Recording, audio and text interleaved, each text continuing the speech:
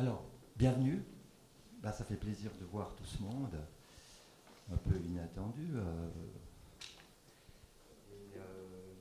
Moi, de remercier tout d'abord la maison de quartier qui nous accueille ici, de remercier aussi le POP Vaud pour l'organisation de cette rencontre avec Jean-Pierre Garnier, qui sera aussi suivi d'un repas de soutien pour le POP Vaud, auquel, si ce n'est pas déjà fait, vous pouvez vous inscrire pour tout à l'heure. Ça se fait, je crois, à l'extérieur.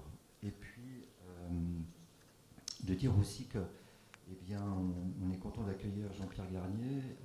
On avait voulu proposer le thème suivant, c'est la lutte des classes est-elle toujours d'actualité? Et puis finalement, le sujet a un peu changé, et c'est la lutte des classes face à la nouvelle gauche urbaine. Pourquoi et comment? Alors évidemment, c'est sans doute la nouveauté du néolibéralisme que de voir monter une nouvelle gauche, dont parle très bien Jean-Pierre Garnier dans un article dont vous trouvez peut-être une ou deux copies ici sur la table à disposition. Je ne sais plus l'article, c'est la gentrification, je sais plus. Bon, en tout cas, il est sur la table ici, à disposition. Jean-Pierre Garnier qui vend aussi ce petit livre, il en reste peut-être un ou deux exemplaires, Scénographie pour un simulacre. Et puis, évidemment, son dernier ouvrage paru récemment, 2018, Émanciper l'émancipation. Alors, évidemment, la question c'est comment imaginer aujourd'hui renouveler la lutte des classes, quel est l'objet à reconquérir de la lutte des classes et de ce pourquoi on lutte. Alors évidemment, est-ce que la nouvelle gauche urbaine, dont la composante actuelle n'a évidemment rien à voir avec le clivage social qui opposait autrefois ou jadis du temps de Marx la bourgeoisie et le prolétariat, eh bien on assiste dans cette nouvelle stratification sociale depuis une quarantaine d'années, qui est sans doute une des causes du néolibéralisme, mais qui inclut un nouvel intermédiaire de classe, la petite bourgeoisie intellectuelle dont parle Jean-Pierre Garnier.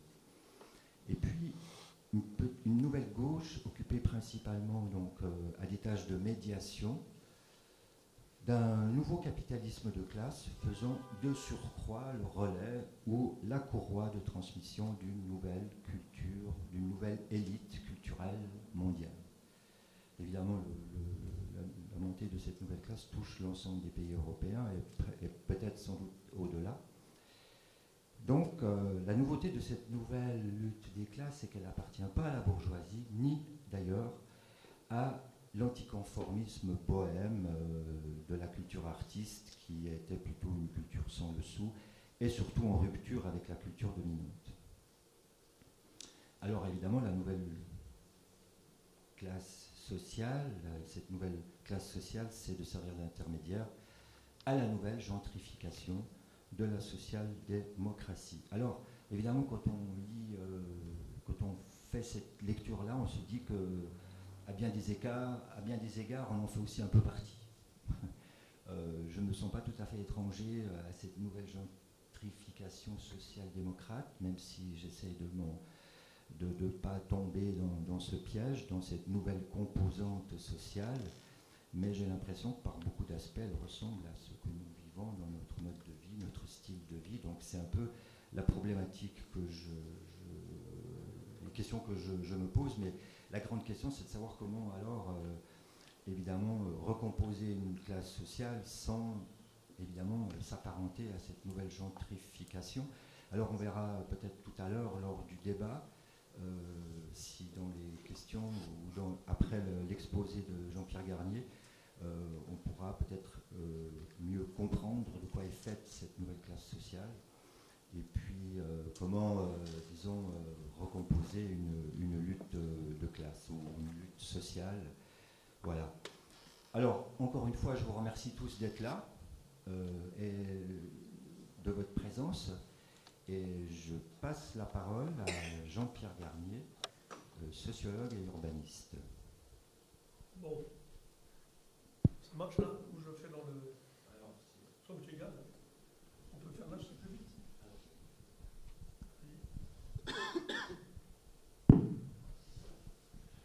Bon, j'ai la voix un peu enrouée parce qu'on a beaucoup discuté, on s'est beaucoup amusé pendant 3 heures avec les 3 personnes qui m'ont accueilli, ce qui fait que j'ai la voix un peu voilée, hein, pour des raisons non pas, j'allais dire, dues à la température, mais simplement un excès de bavardage. Bon, alors tout de suite une précision. Les positions que je vais exposer et argumenter, ce sont les miennes, et je ne pense pas être détenteur de la vérité. Il ne faut pas avoir peur, pas seulement de poser des questions, mais également de faire des critiques et des objections à ce que je vais dire. Ça, c'est une chose. Bon, ce qui concerne effectivement, il va en être question, parce qu'en fait, si on pose la question de quoi la gauche urbaine est-elle le nom, je paraphrase M. Alain Badiou, qui n'est pas une de mes références préférées, mais enfin bon, quand il avait fait ce livre qui a eu beaucoup de succès en France, de quoi Sarkozy est-il le nom, de quoi la gauche urbaine est-elle le nom, effectivement, de cette classe qui se dénie comme telle, d'ailleurs, la plupart du temps, j'y reviendrai, que l'on appelle, un certain nombre de gens appellent, dont moi, la petite bourgeoisie intellectuelle. Et effectivement, je ne nie pas en faire partie. Comment pourrais-je le faire? Je n'appartiens ni à la classe dirigeante, hein, je ne suis ni un capitaliste privé, ni un capitaliste d'État, possesseur direct ou indirect des moyens de production, et je ne suis pas non plus ni un ouvrier ni un employé, donc je ne peux pas me prévaloir d'appartenir au prolétariat. Donc, quand je parle de la petite bourgeoisie intellectuelle, c'est aussi de moi ou de vous que je parle, avec simplement ce petit hic, c'est que je ne me sens plus depuis très longtemps solidaire de cette classe, tout en appartenant à cette classe. Hein, je n'ai pas travaillé toute ma vie, je pourrais dire, au service d'une classe dirigeante, hein, que ce soit en France, la bourgeoisie française, à travers des schémas d'aménagement et d'urbanisme, vraiment la technocratie de l'époque du gaullisme.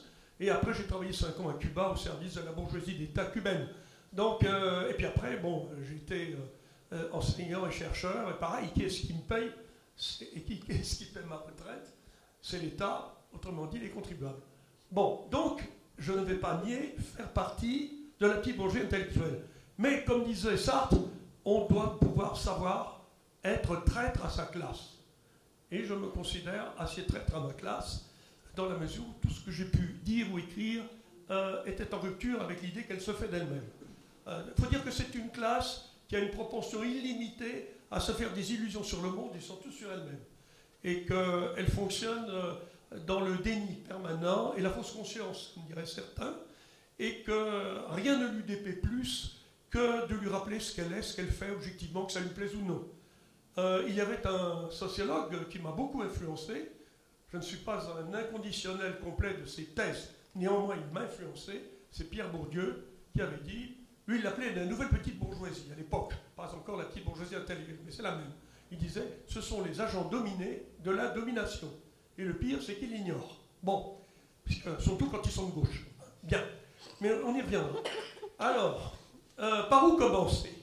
Je crois que si on dit que c'est une gauche urbaine, il faudrait savoir ce qu'est devenu l'urbain avec les transformations récentes du capitalisme.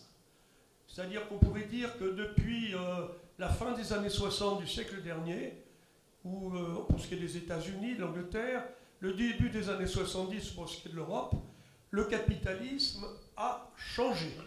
Il a changé sur le plan économique, sur le plan institutionnel et sur le plan idéologique.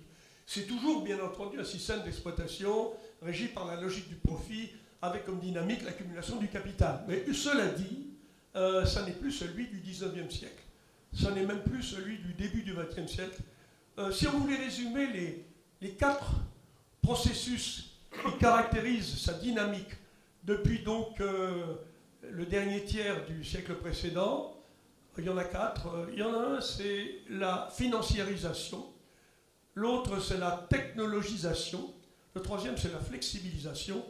Et le dernier sur lequel je vais revenir, parce qu'il a des implications spatiales, c'est ce que l'on peut appeler, pas ordinairement, mais une minorité de gens, la transnationalisation du capital, sur le plan des territoires, sur le plan de l'espace.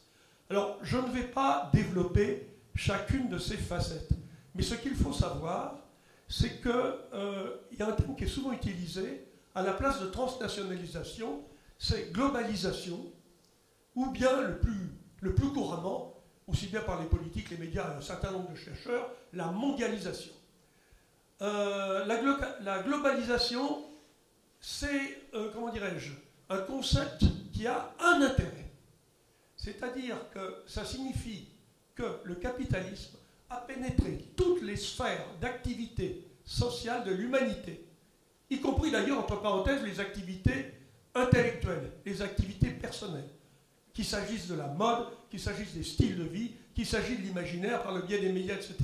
C'est-à-dire que c'est un système global dans ce sens-là. Il est évidemment mondial, sur le plan géographique. Mais global, ça indique ça. C'est-à-dire, c'est un néo-totalitarisme, si on peut dire, dans la mesure où c'est tout et l'ensemble des aspects de la vie et de l'existence humaine qui sont concernés et affectés. Bon, cela dit, globalisation, pour moi, est un peu insuffisant, justement pour définir ce qu'il y a de nouveau sur le plan spatial. Et il y a un certain nombre de chercheurs, il y en a un que vous connaissez peut-être parce qu'il a publié aux éditions Page 2, il s'appelle Alain Bir, qui était sociologue à comment dirais-je, à Besançon, si je ne me trompe. Il a écrit beaucoup d'ouvrages. Bon, il est proche d'une organisation qui n'est pas du tout la mienne, surtout qu'elle a mal évolué les temps derniers, Alternative Libertaire, pour des raisons que je ne vais pas développer maintenant. Mais il a développé un nouveau concept qui a été repris par d'autres, c'est la transnationalisation. Et c'est un concept, à mon avis, fondamental pour comprendre ce qui arrive aujourd'hui dans l'espace urbain. Alors, transnationalisation, pourquoi pas mondialisation? Tout simplement parce que la mondialisation du capital, l'extension géographique du capital sur Terre, elle ne date pas d'hier, elle ne date pas d'aujourd'hui, ni d'avant-hier. Elle a commencé avec les débuts du capitalisme au milieu du XVe siècle et s'était accélérée durant le XVIe siècle avec les grandes découvertes. Les grandes découvertes, hein, que ce soit l'Amérique latine, que ce soit l'Afrique, les débuts de la colonisation, le capitalisme, dès ses débuts, a commencé sous une forme marchande et bancaire à s'étendre, à se mondialiser. Aujourd'hui, la mondialisation est, on peut dire très largement, pas achevée, sauf dans certaines zones délaissées pour l'instant. La mondialisation, je vous donne un exemple. Aujourd'hui, elle atteint même le pôle Nord. Hein, on est en train de savoir comment on va exploiter la fonte des glaces. Hein, vous le savez comme moi, pour voir ce qu'il y a en dessous, hein, en ce qui concerne les ressources pétrolières et autres. Bon, la mondialisation a commencé depuis longtemps, et ce n'est pas une caractéristique propre au capitalisme contemporain. Pour cette raison-là. En revanche, pourquoi transnationalisation? Parce que le phénomène fondamental qui est arrivé, en plus de ce que j'ai dit, hein, technologisation, etc., flexibilisation et le reste, financiarisation, le phénomène fondamental, il concerne l'articulation entre le capital, les rapports de production capitalistes et l'État. La transnationalisation, c'est quoi? C'est l'autonomisation des rapports sociaux-capitalistes par rapport à l'État. Aujourd'hui, il y a une autonomie, une certaine indépendance du capital par rapport aux États. Ça ne veut pas dire que les États ne sont pas dans le coup, mais les États sont soumis à l'extension géographique et au développement en général du capital. Si on veut faire une brève histoire, on est passé, j'évoquais tout à l'heure le capitalisme pré-industriel, c'était ce qu'on appelle le capitalisme anténational. Il ne se développait pas à partir de la nation et de l'État, ça n'existait pas, il se développait à partir de la monarchie absolue. Et avant, il se développait à partir des villes économiquement très puissantes, qui étaient généralement des ports. Hein, c'était à partir des marchands de la Hanse, à partir des marchands hollandais, hein, Amsterdam, la capitale, à partir des marchands, les marchands génois, hein, les marchands vénitiens.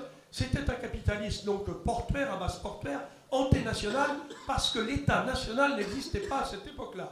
L'État national s'est constitué à partir du milieu du XVIIIe siècle, véritablement. Et à ce moment-là, on est passé d'une phase de développement du capitalisme, de la phase anténationale, à la phase internationale. C'est-à-dire que chaque capitalisme était soutenu, encouragé, appuyé organisée et structurée sous l'égide de l'État. C'est-à-dire qu'avant, c'était, bon, je vous répète, c'était des princes, c'était la noblesse, l'aristocratie, qui était dans certaines villes, etc. À partir du milieu, bon, à des dates diverses selon les pays, le rythme, etc. À partir du milieu du, on pourra dire du XVIIIe siècle, jusqu'à la fin des années 60, ça va être un capitalisme national. Il va se passer la chose suivante, ça va être la rivalité et la compétition entre les capitalistes nationaux, notamment lorsqu'ils vont en arriver à la phase impérialiste, c'est-à-dire leur extension pour dominer d'autres pays. Ça a donné lieu, entre autres, à 2 guerres mondiales, ça a donné lieu aussi indirectement et involontairement de la part du capitalisme à la Révolution d'octobre, ça a donné lieu aussi au nazisme et au fascisme, hein, les bourgeoisies nationales se défendant d'une certaine manière avec certaines transformations d'État. Ce capitalisme national, avec l'idéologie nationaliste, donc, va se développer à partir, je le répète, du milieu des années du 19e siècle jusqu'à la fin des années 60. Après, on en arrive justement au capitalisme transnational. C'est un capitalisme, au sens propre et figuré, sans frontières, qui soumet les États-nations qui demeurent à sa dynamique, à ses desiderata et à ses impératifs. Actuellement, on a le capitalisme dominant transnational, c'est le capitalisme états-unien, bien entendu avec ses vassaux, hein, notamment la France, l'Angleterre et l'Allemagne. L'Union européenne étant en fait un sous-espace transnational qui permet la domination du capitalisme à l'échelle européenne, donc, du moins maintenant. On disait avant l'Europe de l'Ouest, et maintenant, comme ils ont absorbé ce qui était une grande partie des pays de l'Est, l'Union européenne est devenue, on peut dire, un sous-ensemble du capitalisme transnational. Mais ce qu'il faut savoir, c'est que ce qui intéresse les capitalistes aujourd'hui, ça n'est pas l'État-nation. Ce qui intéresse les capitalistes aujourd'hui, c'est un certain nombre de points, un certain nombre de régions, un certain nombre de contrées et un certain nombre surtout de villes, d'agglomérations, sur lesquelles va s'appuyer ce développement. Un développement fondé justement sur la finance, sur les nouvelles technologies, sur la flexibilisation du marché du travail et le reste. Ça va se traduire dans l'espace par la transformation d'un certain nombre de villes importantes qui sont déjà les points d'ancrage principaux, ils ne raisonnent plus en termes d'État. Ce qui les intéresse, c'est dans chaque État, quelles sont les villes ou les régions urbaines intéressantes pour continuer à accumuler des profits. Et il y a un concept qui a été forgé pour définir cette nouvelle inscription spatiale urbaine du capitalisme, un concept qui est utilisé de manière positive par les capitalistes, par ceux qui les servent, notamment, y compris les scientifiques, les sociologues, les anthropologues, les urbanistes, les élus locaux, la fameuse classe dont on va parler tout à l'heure, la petite bourgeoisie intellectuelle, c'est le concept de métropolisation. Le concept de métropolisation. Vous savez qu'avant, vous êtes trop jeunes, à part quelques-uns, mais pour savoir qu'il y a une époque où le mot métropole était péjoratif. Métropole, au début du XXe siècle, c'était synonyme d'anonymat, d'entassement, de masse, de robotisation, de gens qui perdaient leur identité, etc. Et il y a eu un film qui a eu beaucoup de retentissement, qui a été tourné, un film muet allemand, durant la République de Weimar, qui s'appelait Métropolis, et qui montrait ce qu'était une métropole. C'était quelque chose de totalement péjoratif. Vous voyez d'un côté une classe dirigeante qui était dans les hauteurs, à tout point de vue, j'y reviendrai, et puis une classe salariée qui était transformée en esclaves robotisés. Je vous conseille cet ouvrage, il est remarquable. Parce qu'il y a certains points, certains aspects de cette division, de cette robotisation, du rôle de la mécanique, de la machinerie, qui joue encore aujourd'hui, bien entendu, sous de nouvelles formes. Et ce qui s'est passé, donc, je reviens à l'actualité, à partir des années 60, avec la transnationalisation, ce qui va intéresser fondamentalement les capitalistes, ça va être les villes sur lesquelles peut prendre appui l'accumulation du capital. Les villes, c'est-à-dire qu'on va avoir, vous savez comme moi que les firmes capitalistes, elles sont non seulement mondiales, mais elles sont de plus en plus concentrées, de plus en plus centralisées, et ça va de pair avec la concentration urbaine. Aujourd'hui, d'ailleurs, on ne parle plus de villes, on parle de régions urbaines très souvent, notamment les géographes. Eh bien, on va avoir, à partir de ces années-là, des villes qu'on va, dans la littérature officielle, qualifier de villes globales, c'est-à-dire les villes du stade global de l'accumulation du capital, ou des villes mondiales. Voilà. Alors, bien entendu, ces phénomènes de métropolisation sont plus ou moins développés et intenses. Vous avez les capitales mondiales du capital, sans jeu de mots, les capitales mondiales du capital, c'est celles qui ont un rayonnement, j'utilise leur vocabulaire. Il y aurait tout un, je l'ai fait, hein, je pourrais envoyer un article là-dessus, le petit lexique techno-métropolitain avec le nouveau vocabulaire, la nouvelle langue de bois des technocrates. C'est à la fois une langue de bois, hein, complètement rigide, très technocratique, en même temps une langue de poids, mais vous ne connaissez pas ce que veut dire poids, POX, c'était du goudron qu'on balançait sur les assaillants lorsqu'ils essayaient d'attaquer les châteaux. C'est une langue visqueuse, moralisante et citoyenniste. Je ne vais pas insister là-dessus pour le moment. Bien, pour en venir, tout le monde est citoyen, vous le savez, j'anticipe. Vous savez qu'aujourd'hui, il n'y a plus de classe sociale officiellement. Il n'y a plus que des citoyens. Hein.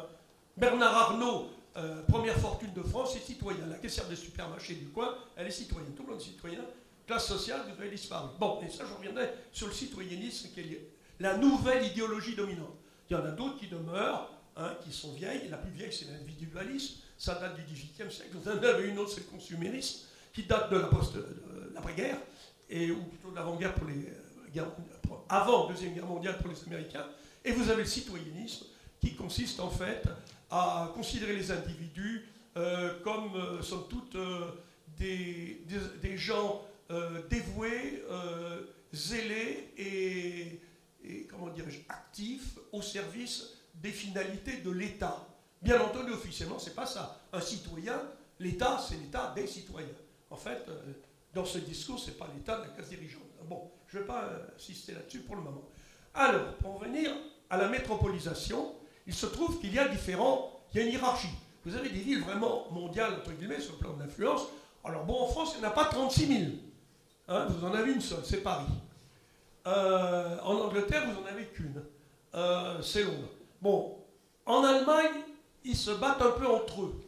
Les uns considèrent que c'est Francfort parce que c'est la capitale de la finance européenne, sûrement, et partiellement mondiale. Mais il y en a d'autres qui disent que c'est Hambourg. D'autres qui disent que c'est Munich. Bon, pour les nouvelles technologies, etc. Mais enfin, bon, non. En Allemagne, ils ont des villes candidates à être la ville mondiale par excellence. Disons qu'il y en a 3. Bon, je ne veux pas parler de la Suisse parce que c'est un pays que je connais peu. Mais enfin, on peut considérer que la ville de Genève, sur le plan politique, même sur le plan financier, est quand même une ville qui est quand même au premier rang en Europe pour être le relais du capitalisme mondialisé. Et il y a d'autres villes aussi que je ne vais pas citer, que vous connaissez mieux que moi en Suisse. En Italie, vous en avez une seule, c'est pas Rome, c'est Milan. Bon, en Espagne, vous en avez deux qui se concurrencent sérieusement, c'est Barcelone et Madrid. Alors, aux États-Unis, la vraie ville mondiale de la finance et des quartiers généraux des multinationales, c'est New York, mais vous avez aussi des concurrents là-bas. Notamment, il y en a une qui monte, c'est San Francisco, avec toute la Silicon Valley pour le capitalisme technologique. Bon, je ne vais pas passer en revue le Japon, l'Amérique latine, etc. Ce qu'il faut savoir, c'est qu'aujourd'hui, l'inscription urbaine du capitalisme transnational se matérialise dans ce qu'ils appellent des métropoles. C'est-à-dire, ce sont des villes qui concentrent, j'allais dire, les activités directionnelles, décisionnelles du capitalisme, avec les quartiers généraux, je disais tout à l'heure, des grandes firmes et des grandes corporations multinationales dans tous les domaines, qui concentrent aussi tous les services qui vont avec, hein, que ce soit les services juridiques, que ce soit les services financiers, que ce soit la publicité, qui concentrent aussi les équipements haut de gamme pour les loisirs de la classe dirigeante, hein, et aussi pour accueillir leurs réunions, salles de congrès, opéras, hein, bon, toutes ces activités de très haut niveau, comme on dit, le niveau social, c'est la dynamique de la métropolisation, c'est cela.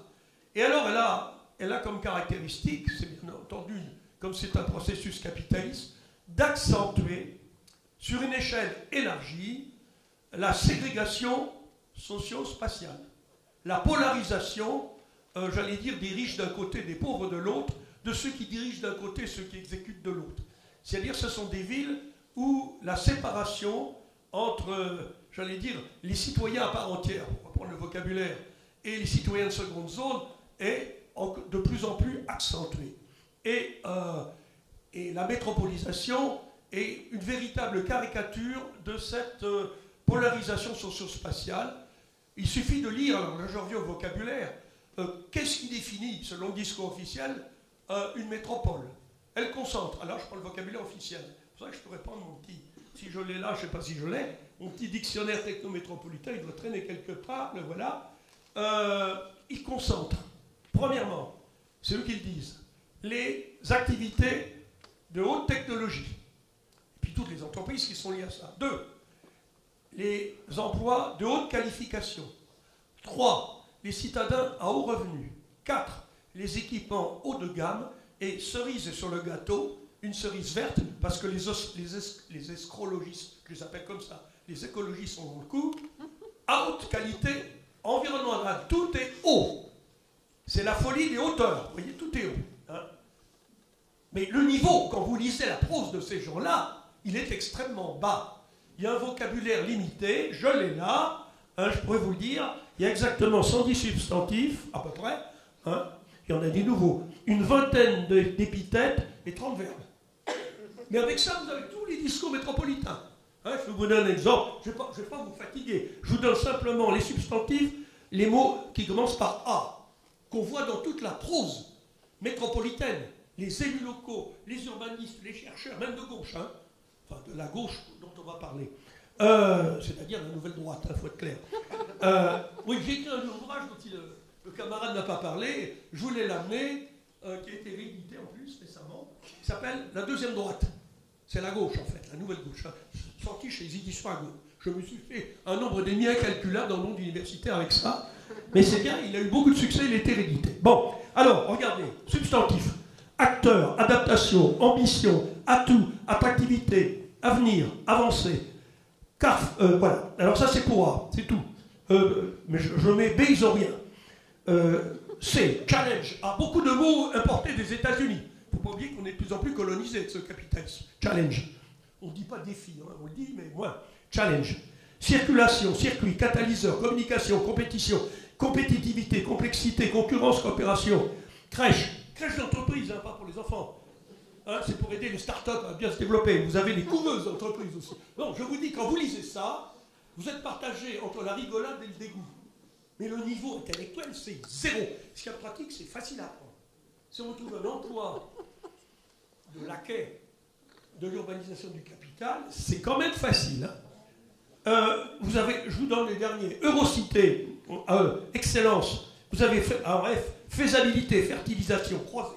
Fertilisation croisée, hein. Ça, une nouvelle technologie qui se, comment dire, qui influe, qui interagissent, ça c'est un mot qu'ils aiment beaucoup, les flux, le futur, etc. Je pourrais vous parler, bon, je vous parle un verbe, mettons des verbes. Alors les verbes, c'est maîtriser, mobiliser, motiver, optimiser, promouvoir, rassembler, rentabiliser, rééquilibrer, tester, valoriser, investir, identifier, impulser, impacter, gérer, favoriser, fédérer. Bon, je vais envoyer, surtout j'ai fait 5 pages, que je m'étais fait un plaisir d'envoyer à quelques pontes de l'urbanisme et de l'aménagement en termes d'enseignement. Ils étaient fous de rage. Alors je vous enverrai les 5 pages de commentaires, hein. Il s'appelle Petit lexique techno-métropolitain, je t'enverrai là, vous pourrez faire un. Hein, je vous dis, vous allez sans doute vous amuser, hein, parce que quand on lit ça, je vous dis, c'est entre l'effondrement et la rigolade. Bon, alors, c'est que la contrepartie, c'est que cette élitisation du développement urbain au service des élites, et nouvelles élites, hein, qu'elles soient privées ou publiques, va de pair avec une paupérisation, une précarisation et, sur le plan spatial, une marginalisation croissante des classes populaires. C'est-à-dire que ce phénomène de métropolisation, il n'est pas seulement réservé à ceux que j'évoquais tout à l'heure, c'est-à-dire les sphères supérieures de la classe dirigeante, hein, qui soient chefs d'entreprise, qui soient anciens d'énarques devenus chefs d'entreprise, ou grands banquiers devenus président de la République comme Macron. Il y a aussi une couche. Il y a aussi une couche, une classe, c'est celle dont on va parler plus en détail, la petite bourgeoisie intellectuelle. Cette petite bourgeoisie intellectuelle, elle est à la fois, je l'ai dit, dominée et dominante. Dominée par le capitalisme et dominante par rapport aux classes populaires. Et tout à l'heure, le camarade a rappelé que c'était une classe pas seulement intermédiaire, c'était une classe médiatrice, c'est-à-dire dans la division du travail, capitaliste du travail, entre les tâches de direction, ça c'est la classe dirigeante, et les tâches d'exécution, c'est les prolos, ouvriers ou employés. Vous avez les tâches de médiation. C'est quoi des tâches de médiation qui font le relais entre le haut et le bas? C'est soit, ou à la fois, ça dépend, des tâches de conception, des tâches d'organisation, des tâches de contrôle et des tâches, comme on dit, de formation. Moi, j'appelle ça d'inculcation idéologique. Professeurs, dans les médias, etc. Bourrer le bout des gens pour qu'ils acceptent la domination sans broncher. Ou même en trouvant que c'est très bien. Gramsci a beaucoup écrit sur le consentement plutôt que la coercition pour tenir les classes populaires, comment dirais-je, dans un état de passivité, voire d'enthousiasme par rapport à ce qui se passe. Bon, les tâches de médiation, ce sont ces tâches-là. C'est pour ça que Bourdieu disait agent dominé de la domination ou fraction dominée des classes dominantes.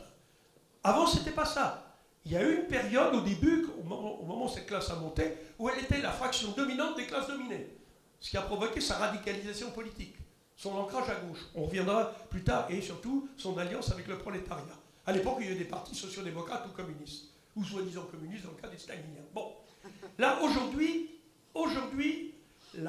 structurellement, la petite bourgeoisie intellectuelle est au service, qu'elle le veuille ou non, qu'elle en soit consciente ou non, qu'elle le reconnaisse ou non, au service de l'accumulation du capital dans la position qui est la sienne. Alors effectivement, il y a des fois, quand le capitalisme n'a plus d'opposition réelle, il en profite. Par exemple, quand il commence à couper dans les budgets des services publics, les premières victimes, c'est qui? Les petits bourgeois qui travaillent dans les services publics. Les professeurs, ça peut être des infirmières, ça peut être des cadres de la SNCF chez nous en France. Ah oui, il y a, vous le savez comme moi, la privatisation rampante partout des services publics en France. Hein, que ce soit EDF qui est semi-privatisé, la Poste semi-privatisée, l'eau, le ravitaillement en eau des villes idem, hein, des fois c'est complètement privatisé. Mais les gens les cadres de ces, comment dirais-je, de ces activités, de ces secteurs, quand leurs intérêts sont touchés par des politiques de dérégulation, hein, des politiques de remise en cause, de destruction des services publics, ils ne sont pas contents. Ils ne sont pas contents et ils descendent dans la rue même. Non, d'abord ils votent. Ils votent contre des partis dits de gauche qui vont arrêter le néolibéralisme. Mais on va y revenir là-dessus. Les partis de gauche officiels, on pourrait dire, moi je ne veux pas parler de la Suisse, je ne la connais pas pour ça, mais en ce qui concerne l'Europe du Sud, les partis de gauche officiels ont abandonné toute liaison concrète et positive avec les classes populaires, sauf des discours démagogiques au moment des élections.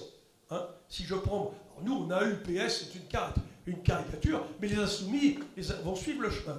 Et parlons pas de Podemos, les exploits de Podemos quand ils sont à la tête des municipalités. On y reviendra. Bon, parlons pas de la gauche italienne qui quasiment n'existe plus. Et le résultat, quand la population n'est plus contente, les basses classes, soit elle s'abstient, soit elle vote mal. Elle vote mal, c'est-à-dire pour des partis, comme on dit, populistes, de droite ou d'extrême droite, etc. On peut en parler plus tard. Bon, alors, pour en venir aux classes populaires, il se passe la chose suivante, c'est que pour loger, pour accueillir non seulement les individus salariés, mais les travailleurs hautement qualifiés ou moyennement qualifiés, il faut de plus en plus d'espace au centre des métropoles. Plus en plus d'espace, ça veut dire quoi? C'est que les villes qui sont au centre des métropoles, je parle des limites communales, sont trop étroites. C'est-à-dire que les quartiers populaires du centre des villes, de même que les quartiers populaires de la proche banlieue, deviennent des lieux qui doivent être restructurés, comme ils disent, réaménagés, remodelés, pour accueillir justement les nouvelles activités métropolitaines et les nouvelles populations métropolitaines. Alors, il y a un des phénomènes qu'on étudie, on pourrait dire, activement en France depuis la fin des années 90, en Angleterre depuis les années 60, 70, c'est le phénomène de la colonisation des quartiers populaires par les nouvelles couches moyennes, la petite bourgeoisie intellectuelle, une partie d'elle, entre parenthèses. Ceux qui, dans cette classe, ont besoin, pour des raisons professionnelles ou des professions, des motivations en termes de style de vie, de loisirs, ont besoin de vivre au centre. Je vous donne un exemple inverse. Un ingénieur marié, avec 2 enfants, qui fait partie de la petite bourgeoisie intellectuelle. Hein. Les ingénieurs techniciens, c'est tout. Ah oui, j'ai oublié de vous dire qu'il y a deux secteurs. Il y a le secteur des emplois liés à l'industrie privée, aux activités privées, au commerce privé, hein, ingénieurs, cadres, techniciens, etc. Mais vous avez de l'autre côté ceux qui sont liés au secteur public, hein, professeurs, travailleurs sociaux, enfin tout ce qu'on voudra, tout ce qui est lié aux emplois publics, hein, chercheurs évidemment. Eh bien, l'ingénieur, lui, il n'ira pas, s'il a 2 enfants, etc. Majoritairement, ils ne vont pas les s'établir au centre-ville. Ce qu'il leur faut, c'est au moins un appartement individuel dans une zone tranquille de la métropole, avec, si possible, un parc devant, ou mieux encore, des maisons individuelles dans des banlieues dites résidentielles. Une banlieue résidentielle en France, c'est une banlieue réservée à la résidence des gens aisés. Hein, on pourrait dire que HLM, c'est une banlieue résidentielle. Non, en France, c'est une banlieue résidentielle. On dit résidence, hein, ça anoblit.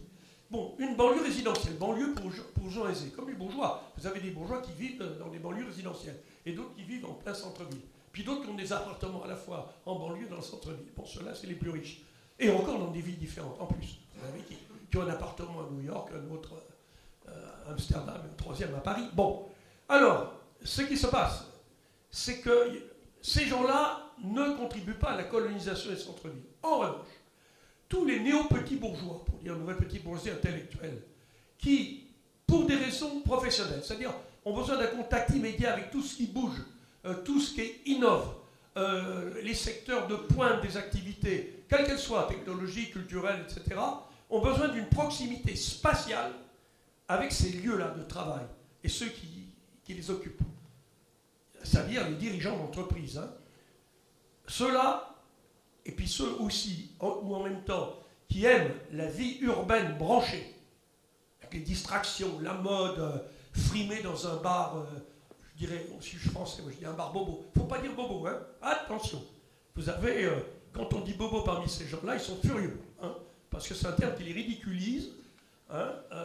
Il y en a 4 d'entre eux ont écrit un livre récemment qui s'appelle « Les bobos n'existent pas ». C'est bon, les bobos nous annoncent qu'ils n'existent pas. Mais il faut dire que le mot bobo a un succès fou en France. Il a été inventé par un éditorialiste nord-américain qui s'appelle David Brooks au New York Times, qui lui est un bourgeois, je le signale, éditorialiste du New York Times, c'est pas classe moyenne. Et lui a inventé le mot bourgeois bohème.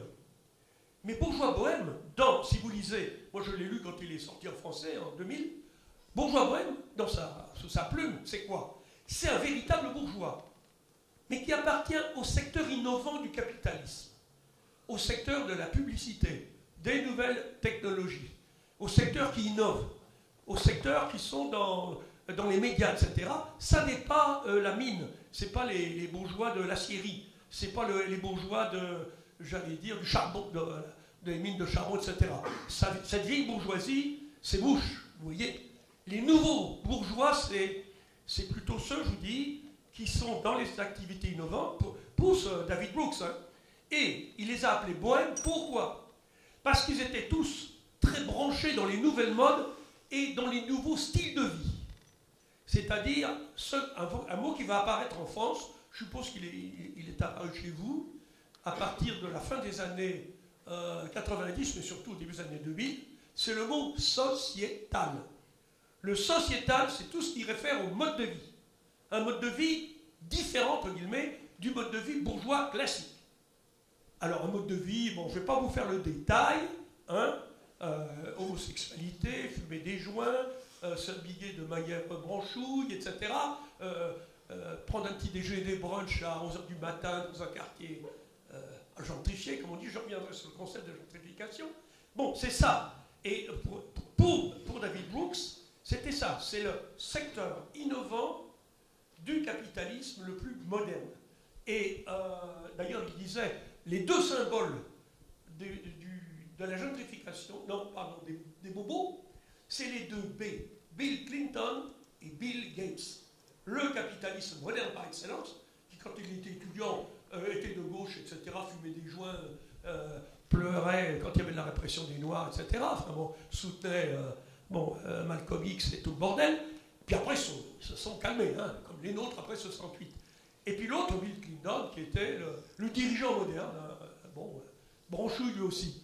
Le problème, c'est qu'il y a eu, toujours pour Bobo, je vais finir là-dessus, je parlerai de gentrification plus tard, c'est qu'en France, et je ne sais pas pourquoi seulement la France, le Bobo a eu un énorme succès parmi les médias, mais avec une interprétation différente.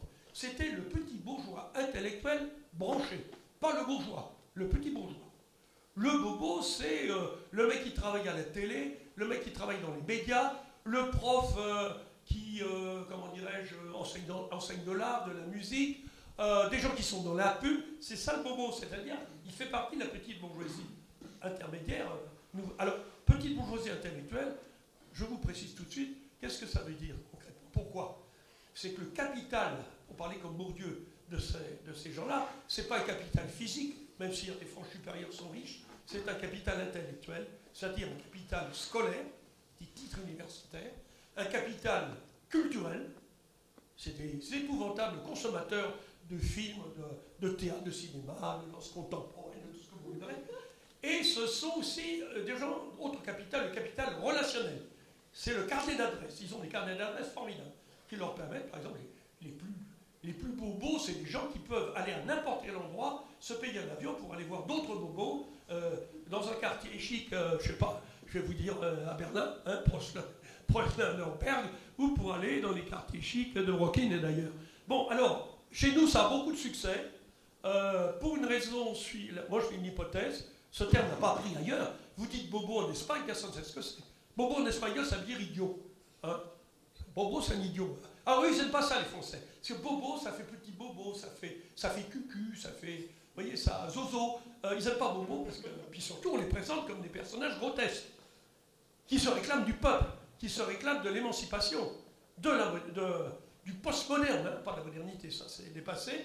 Ils n'aiment pas ce mot-là. Mais ce qui se passe pour en venir, on va les appeler petites bourgeoisies intellectuelles, c'est eux qui envahissent les quartiers, anciens quartiers populaires, soit spontanément, hein, ils cherchent un logement, il y a des gens qui ne peuvent plus vivre au centre, alors si c'est les loyers qui augmentent sans arrêt, d'autre part, ils ne peuvent plus vivre à Paris parce qu'il y a aussi le phénomène qu'à partir du moment où les classes populaires disparaissent, les commerces qui étaient liés aux classes populaires disparaissent, les emplois qui étaient liés aux classes populaires disparaissent, sauf bien entendu les emplois qui sont liés justement aux emplois de service, les nouveaux, j'y reviendrai, ce qu'on appelle les emplois de service, la néodomesticité des emplois de service. Exemple, les grands magasins ou ailleurs, hein, dans les restaurants, les fast-food, tous ceux qui ont un boulot de prolo dans les services. Mais, pour en venir à eux, aux néo-petits bourgeois, soit ils viennent au départ, ils disent, tiens, c'est un quartier populaire, allons voir s'il n'y aurait pas des gens qui vont quitter tel logement bien situé. C'est des quartiers populaires situés près du centre. Et ils découvrent que les anciens propriétaires sont partis, ou les anciens locataires, ou qui sont morts, et à ce moment-là, ils s'établissent là, ils paient un loyer qui est de plus en plus cher, parce que ceux qui sont propriétaires de ces sont des spéculateurs, ce sont des marchands de biens. D'autre part, vous avez maintenant la gentrification, puisque c'est ce qu'on donne comme concept, c'est à la fois un processus spontané qui vient des initiatives non coordonnées des nouvelles classes moyennes, et c'est en même temps une politique sciemment organisée par les élus locaux pour faire monter en gamme, comme ils disent, leur commune.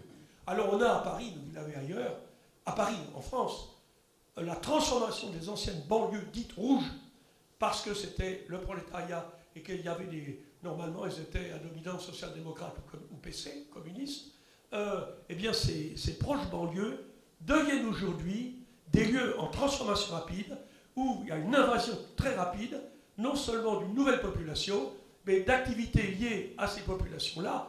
Par exemple, à Paris, je vous donne un exemple, Saint-Denis, c'était avant, c'était vraiment la zone prolo et tout ce qu'on voudra. Aujourd'hui, Saint-Denis, transformation drastique avec des projets d'urbanisme gigantesques et des équipements symboliques, par exemple le grand stade, hein, pour organiser de tout, ou actuellement les nouveaux studios de cinéma, dirigés par un ancien cinéaste qui s'appelle Luc Besson. C'est énorme, hein. Alors, vous avez des équipements, des activités à haute qualification, Vous avez une population qui vient là parce qu'ils travaillent là ou qui sont proches de Paris. Et alors maintenant, on est en train de faire, je vous dis Paris, mais je pourrais citer tous les plans de métropolisation. Vous savez, alors maintenant, le mot métropole, depuis le début des années 2000, est utilisé pour définir peu à peu, il y a des villes qui n'étaient pas métropoles, qui sont intégrées de manière bureaucratique parmi les métropoles. Mais en France, métropole, je commence à Paris, ensuite vous avez Lille, là-haut, tout près de la Belgique, marché commun, machin, etc. Après, vous avez la métropole, vous avez Rouen, vous avez Rennes. Alors, c'est des villes universitaires, en général, il faut toujours qu'il y ait une université. Vous avez Nantes, ensuite vous descendez, vous avez Bordeaux, ensuite vous avez Toulouse, avec l'aviation et tout le bazar, université. Vous avez 90 000 étudiants à Toulouse. Montpellier, l'ancien maire qui est mort disait Montpellier, c'est la capitale de l'Europe au sud. Complètement mégalo, celui-là. Capitale de l'Europe au sud. Et moi, je travaillais à Montpellier à l'époque, et je disais c'est la capitale de l'Hérault, département de l'Hérault, au sud. Vous pouvez faire chier la municipalité qui se montait. Ouais, bon, je travaillais dans un truc qui était au service.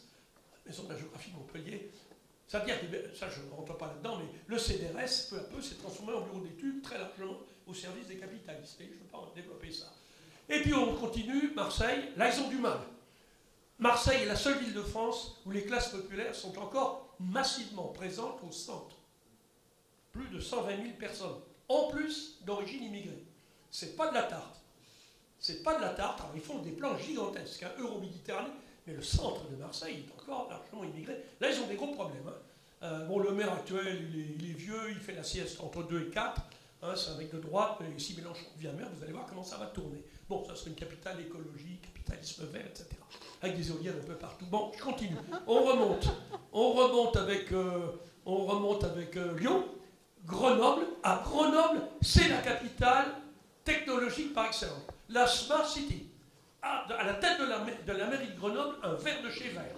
Éric Piolle, ancien cadre de Hewlett-Packard, multinationale américaine. Il est entouré uniquement d'ingénieurs, de techniciens, de profs d'université.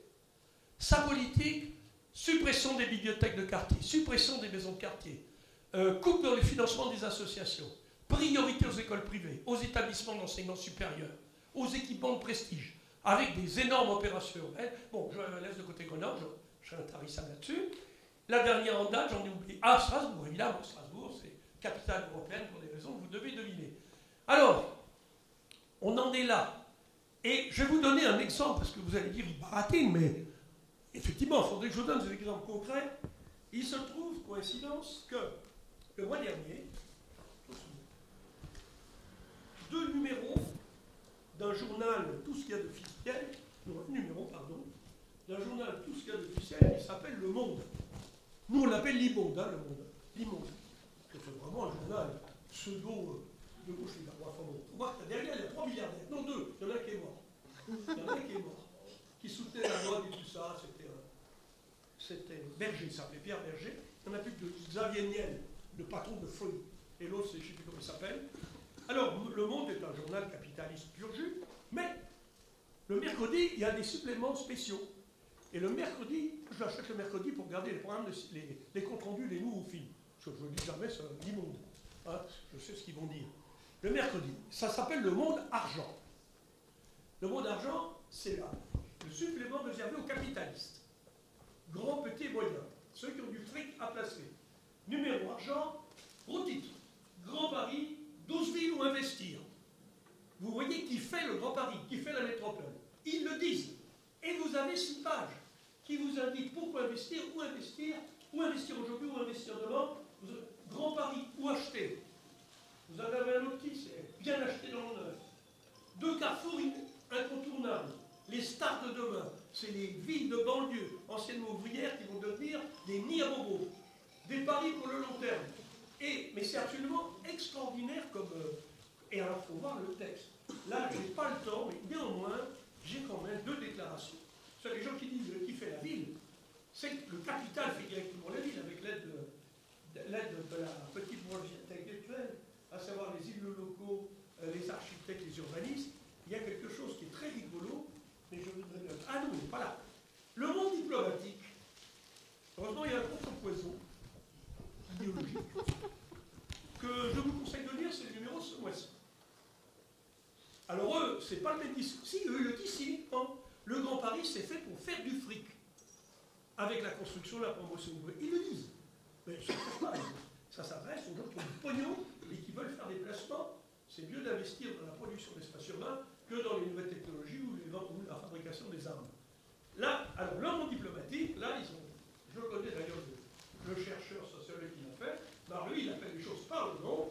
Le Grand Paris ou le pactole pour les bétonneurs.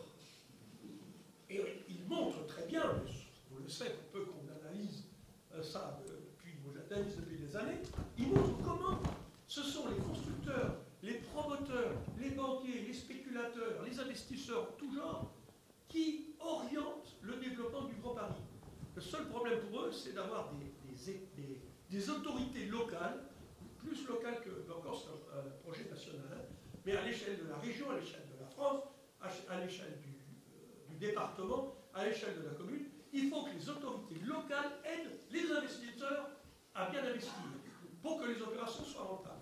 Et alors là, je vais être obligé de mettre les basiques, parce que j'ai une citation qui vaut son pesant d'euros.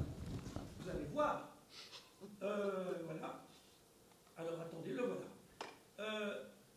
Vous avez 3 grands bétonneurs, 3 compagnies de construction, firmes de construction françaises, qui sont les plus puissantes du monde.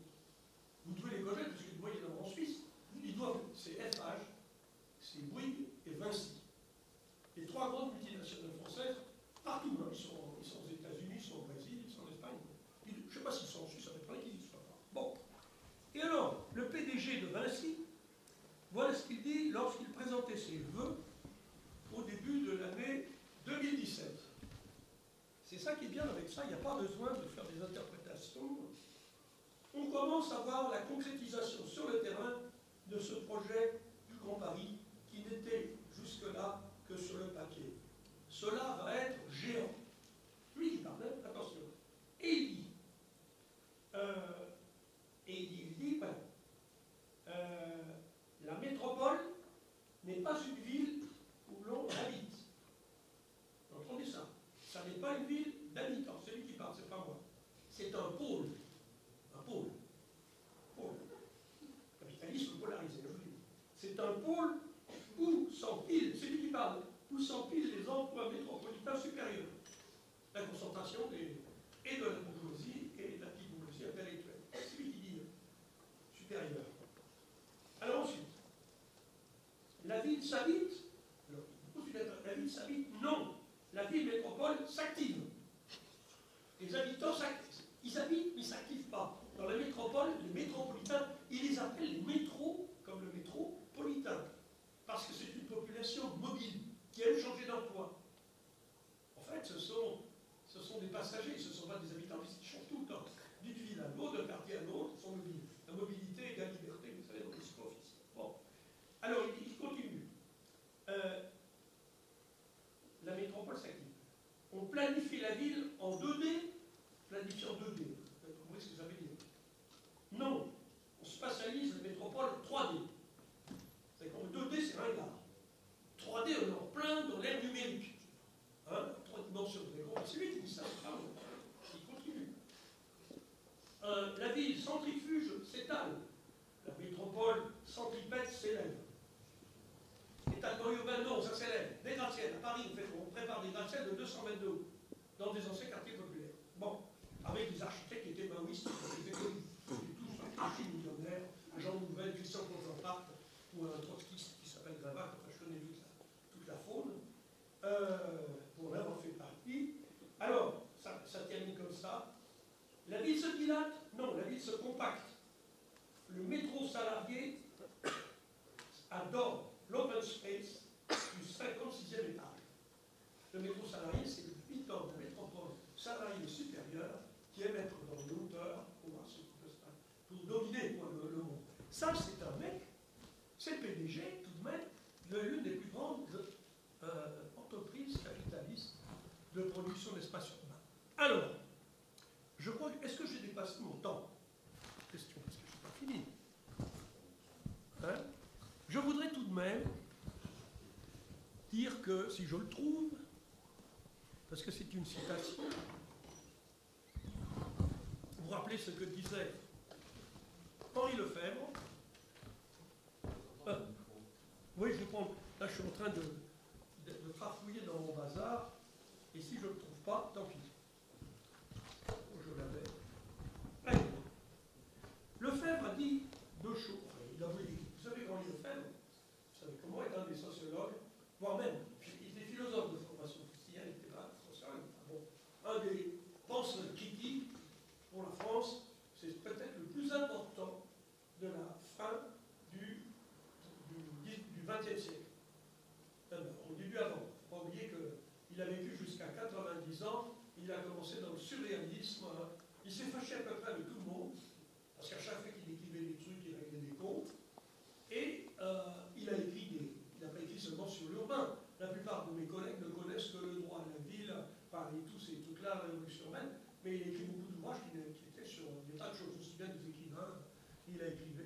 sur Rabelais, sur bon, les bouquins de philosophie, donc là, quoi. Le fait sur l'urbain a dit deux choses, à mon avis, qui restent plus valables que jamais. L'une, c'est dans un bouquin que je vous recommande de lire en librairie, bien qu'il ait été réédité en 2002. Ça s'appelle La survie du capitalisme, ce bouquin, sous-titre La reproduction des rapports de production. Comment le capitalisme se reproduit. Vous savez que le capitalisme se reproduit sur une dialectique, celle de l'invariance. Il y a des tas de choses qui ne changent pas, et en même temps de la nouveauté. C'est le capitalisme ne peut perdurer que s'il se transforme. C'est Marx l'avait très bien montré, hein, que si le capitalisme était conservateur, les contradictions éclateraient. Pour dépasser les contradictions, il faut innover sans arrêt. C'est plus valable aujourd'hui encore que jadis. Et la reproduction des rapports de production, c'est quoi? C'est, on dirait, je reprends un slogan j'allais dire, d'un premier ministre de droite français après 68, qui avait bien compris ce qu'était 68, la révolte de la petite bourgeoisie intellectuelle qu'il fallait intégrer, c'est-à-dire, comment dirais-je, favoriser sa promotion professionnelle, mais surtout sa promotion politique. Bon. Le premier ministre en question s'appelait Chaban-Delmas, Jacques Chaban-Delmas, maire de Bordeaux, président de la République à l'époque, Georges Pompidou. Et sa mère avait très bien compris qu'est-ce qu'il fallait après mai 68, l'alerte de mai 68. On voyait nos petits bourgeois dans la rue, ils disaient le capitalisme, on va en finir avec la logique du profit. Il a dit ces gens-là, il faut leur faire des réformes, c'est-à-dire des réformes progressistes, hein, pour les intégrer, augmenter le niveau de vie, leur ouvrir les débouchés professionnels. C'est à ce moment-là que, en ce qui concerne par exemple les universités, on va développer le secteur des sciences sociales, hein, qui va accueillir les bacs, ceux qui ont le bac, etc. Et voilà ce qu'il a dit, je vais bientôt terminer. L'urbain. Alors, ce qu'il appelle l'urbain, Lefebvre, ce qu'il appelle l'urbain, c'est quoi l'urbain? L'urbain, c'est la civilisation urbaine. Hein. Aujourd'hui, c'est plus une civilisation. L'urbain, c'est un hypermarché. Hein. Mais allez, dans la tradition de l'urbain, c'était la civilisation urbaine. C'est-à-dire la ville comme œuvre et non pas comme produit. Hein. C'était le règne de la valeur d'usage et pas de la valeur d'échange. C'était l'appropriation collective de la ville par ses habitants, y compris des couches populaires, et non pas la dépossession, comme aujourd'hui, comme dirait un géographe marxiste américain que vous devez connaître, qui s'appelle David Harvey. Voilà ce que dit Lefebvre. Donc, l'urbain n'a pas de pire adversaire que l'urbanisme, instrument stratégique de l'État et du capitalisme dans l'utilisation de la réalité urbaine éclatée, la division de l'espace urbain en portions spécialisées. Vous voyez, il n'y a plus du tout la mixité, le mélange, etc. C'est la division rationnelle de l'espace. Et donc je termine, la production d'un espace contrôlé. L'urbanisme sert aussi à contrôler. Ça sert aussi, d'une part, à aménager l'espace pour qu'il devienne le support des investissements, donc du profit, mais en même temps, réorganiser l'espace pour que le contrôle des populations, des classes populaires, soit plus facile. Je ne vais pas vous parler ici de l'architecture de prévention situationnelle qui se développe partout. Ça s'appelle Defensible Space aux États-Unis. C'est comment réorganiser l'espace pour dissuader les délinquants, les indésirables de l'occuper, et si jamais ils passent à l'acte, faciliter par l'aménagement urbain, par l'espace physique, par l'architecture, par le mobilier urbain, faciliter la répression. Alors là je termine là. Deuxième citation de Lefebvre, là c'est dans un bouquin qui est excellent, qui est paru un peu après, en 1974, ça s'appelle La production d'espace. Je crois qu'il résume bien. L'urbanisme contribue à faire de l'espace urbain un espace économiquement géré par le capital, socialement dominé par la bourgeoisie, politiquement régi par l'État. On ne peut pas mieux résumer ce qu'est la raison d'être de l'urbanisme. Voilà. Alors j'arrête là parce qu'on m'a dit que j'avais dépassé. Mais de toute façon, comme il va y avoir des questions, des demandes de précision, je n'ai pas parlé pourquoi je n'aimais pas le terme gentrification, regarde, je pourrais le développer, et également des objections. Hein. Je suis d'un tempérament assez polémique, comme vous avez dû peut-être le subodorer. Donc, je raconter des conneries, qu'est-ce qui prouve que... Bah, je connais, hein, je suis habitué, vu mon grand âge. Hein. Bon, donc ça ne me gêne absolument pas que les gens ne soient pas d'accord avec moi. Hein. Le consensus, c'est pas pour moi. Je préfère le dissensus, parce que de toute façon, la réalité sociale est conflictuelle. Elle n'est pas consensuelle. Voilà. Donc, à vous d'intervenir maintenant.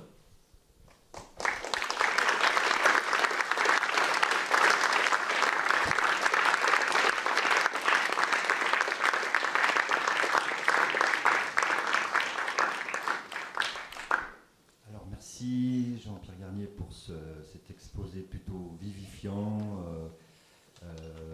sans langue de bois, qui devra plutôt stimuler les questions. Je ne sais pas si dans la salle il y a des personnes qui ont envie de poser des questions. Ouais, alors il y a plein de mains qui se lèvent. Ouais.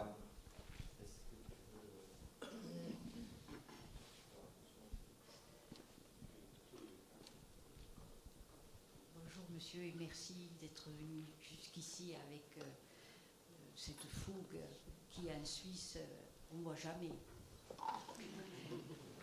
Ça, les Français exagèrent aussi concernant la Suisse. Moi de Montpellier, vous ne pouvez pas vous imaginer comme ça me fait du bien. Vous êtes du sud, hein, Montpellier. Montpellier. Vous avez connu French. Eh bien sûr. Il disait, je suis le Laurent Médicis de la France du XXe siècle. Texto. Texto. Travaillez pas pour lui, contre lui, mais... Bon, alors, ouais, et alors? Le 26 mai 2019, on ne va pas voter? Ah. Qu'est-ce qu'on va faire? Bon, alors, tout de suite, là c'est beaucoup. Si j'avais pu amener l'ouvrage précédent, qui est sorti l'année dernière, encore que celui-là en traite aussi. Pourquoi voter?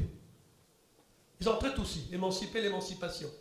Le précédent, qui est le grand guignol de la gauche radicale, il y a quelques chapitres, notamment le dernier, qui s'appelle « Je vote, donc tu suis ».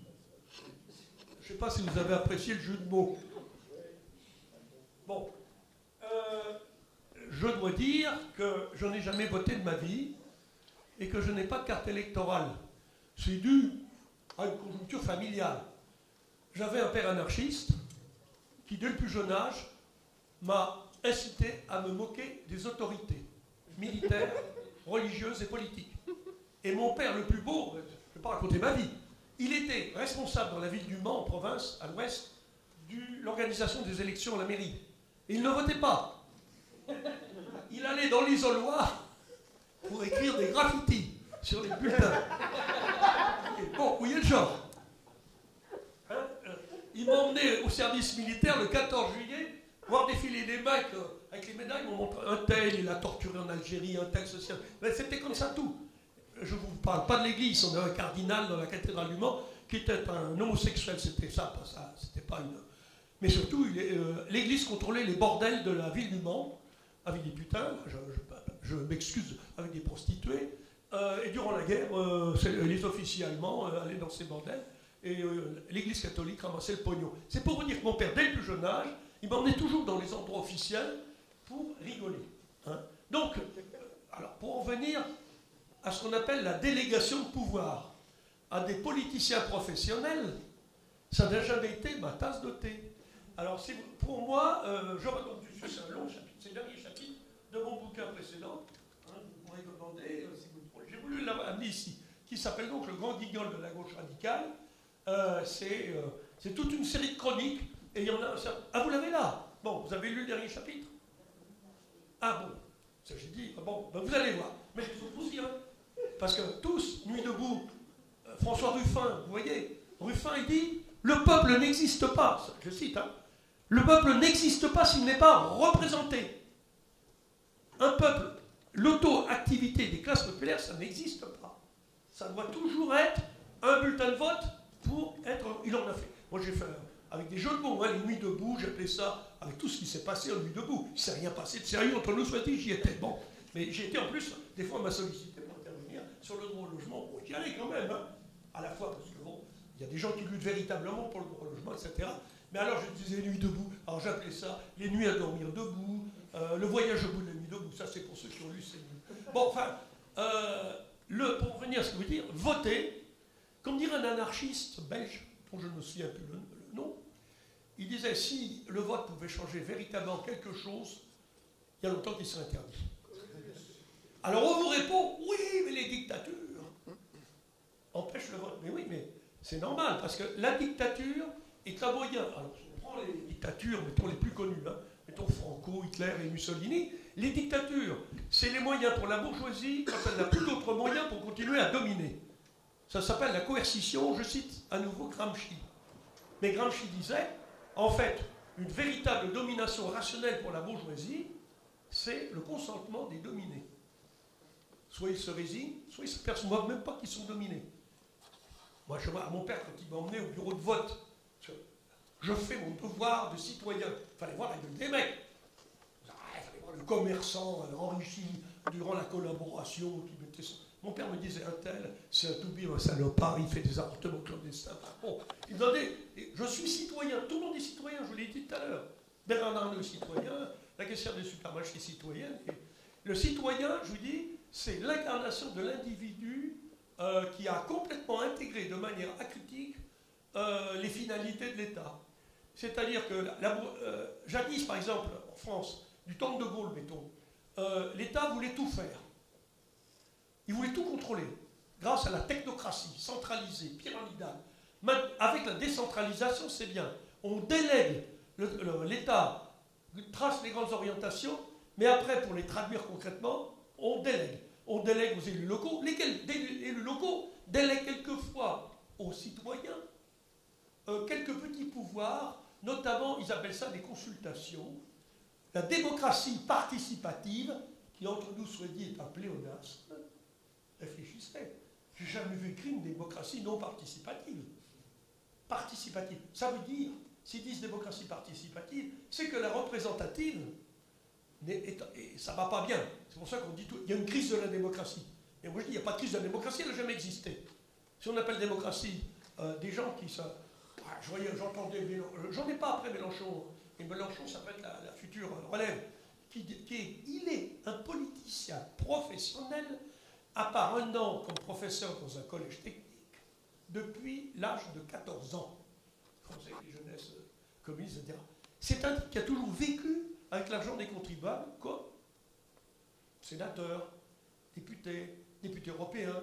Enfin bon, ces gens-là passent leur temps à être des représentants. Et, bien entendu, quand on dit, ça c'est Ruffin qui dit, un peuple n'existe que s'il est représenté, on a compris. Le peuple qui n'est pas représenté n'existe pas. Donc, les abstentionnistes, ce n'est pas le vrai peuple. C'est un peuple, alors ils font du porte-à-porte pour inciter à voter maintenant. Les abstentionnistes, c'est un peuple qui n'a pas de conscience politique. Et moi je dis, c'est un peuple qui n'a pas de conscience de classe, c'est pas la même chose. Il faut distinguer, alors là je reprends un distinguo d'un philosophe qui est très intéressant, bon, il n'est pas toujours très... Il a un peu aussi retourné sa veste de temps en temps, qui s'appelle Jacques Rancière, qui est un normalien, lui aussi. C'est toute la bande, Bayou et compagnie. Jacques Rancière, dans un livre qui est très intéressant, qui s'appelle Mes ententes, explique que la politique, justement, c'est le dissensus, c'est le conflit. Et qu'il faut distinguer entre la politique et le politique.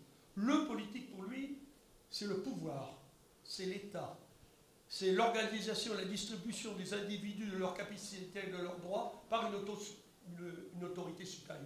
C'est le politique. Et la politique, pour lui, c'est l'irruption des classes populaires en dehors du cadre du politique, en dehors de la scène mystificatrice où les gens ne sont que spectateurs ou figurants. C'est-à-dire, c'est une différence entre le politique et la politique. Bon, j'en parle assez souvent, j'utilise souvent ces distinguos. Et pour moi, la politique, le politique c'est l'État. Donc, Henri Lefebvre disait d'ailleurs, je l'ai mis en exergue, je crois, oui c'est là d'ailleurs dans ce dernier livre, hein, il y a une phrase de Lefebvre qui est à mon avis qui résume assez bien la position qu'il convient d'adopter selon les critères. Je ne suis pas le seul, hein, on est minoritaire encore. Parce que si la France, si tout le monde s'arrêtait de voter, la France deviendrait ingouvernable. Ça c'est l'horreur. Il y aurait une dictature. Sauf si un gouvernable est capable de s'auto-gouverner. Sinon, au terme de manche, on a appris aux gens à être dociles, obéir et accepter le discours officiel. Voilà ce que disait Henri Lefebvre. La politique, bon, voilà ce qu'il dit. Ce n'est pas de savoir quel État et quelle politique on veut faire, c'est celui de l'État et de la politique eux-mêmes. Lui, il était pour le dépérissement de l'État, Père Lefebvre. Hein, bon. dépérissement d'État, ça veut dire que c'est comme du temps des soviets avant que les bolcheviks prennent le contrôle des soviets. Bon, ou ce qui s'est passé à Barcelone en 1936, début 1937, parce qu'on a vu de réfugiés de espagnols. Bon, alors vous savez ce qui s'est passé. Hein. Bon. Ah ouais, mais vous étiez, sans indiscrétion, c'était des républicains, Anna, vos parents? Anna, c'est bien. Et vous votez? Bon, je vous signale, j'ai un de mes collègues de Barcelone, un prof de géographie, il est à la retraite maintenant, mais il est toujours dans les manifs. Je vous signale que le gauchisme, quand c'est pas des rebelles de confort qui font la révolution dans les amphithéâtres universitaires et qui votent, ça maintient jeune quand même. Hein.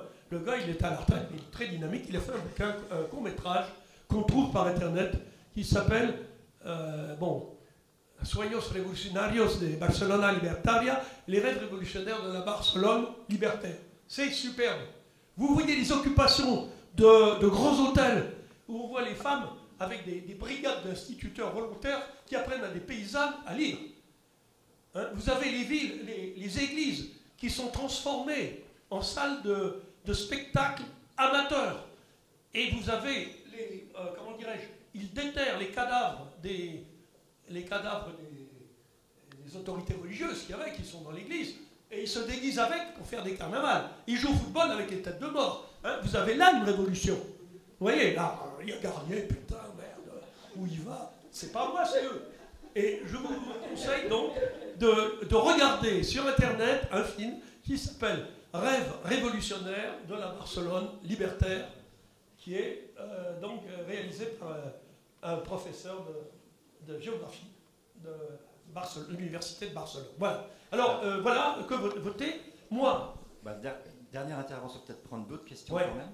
La dame, la seule fois où j'ai regretté de ne pas pouvoir voter, ça m'est arrivé une seule fois dans ma vie, c'est au moment, en France, du vote sur la Constitution européenne.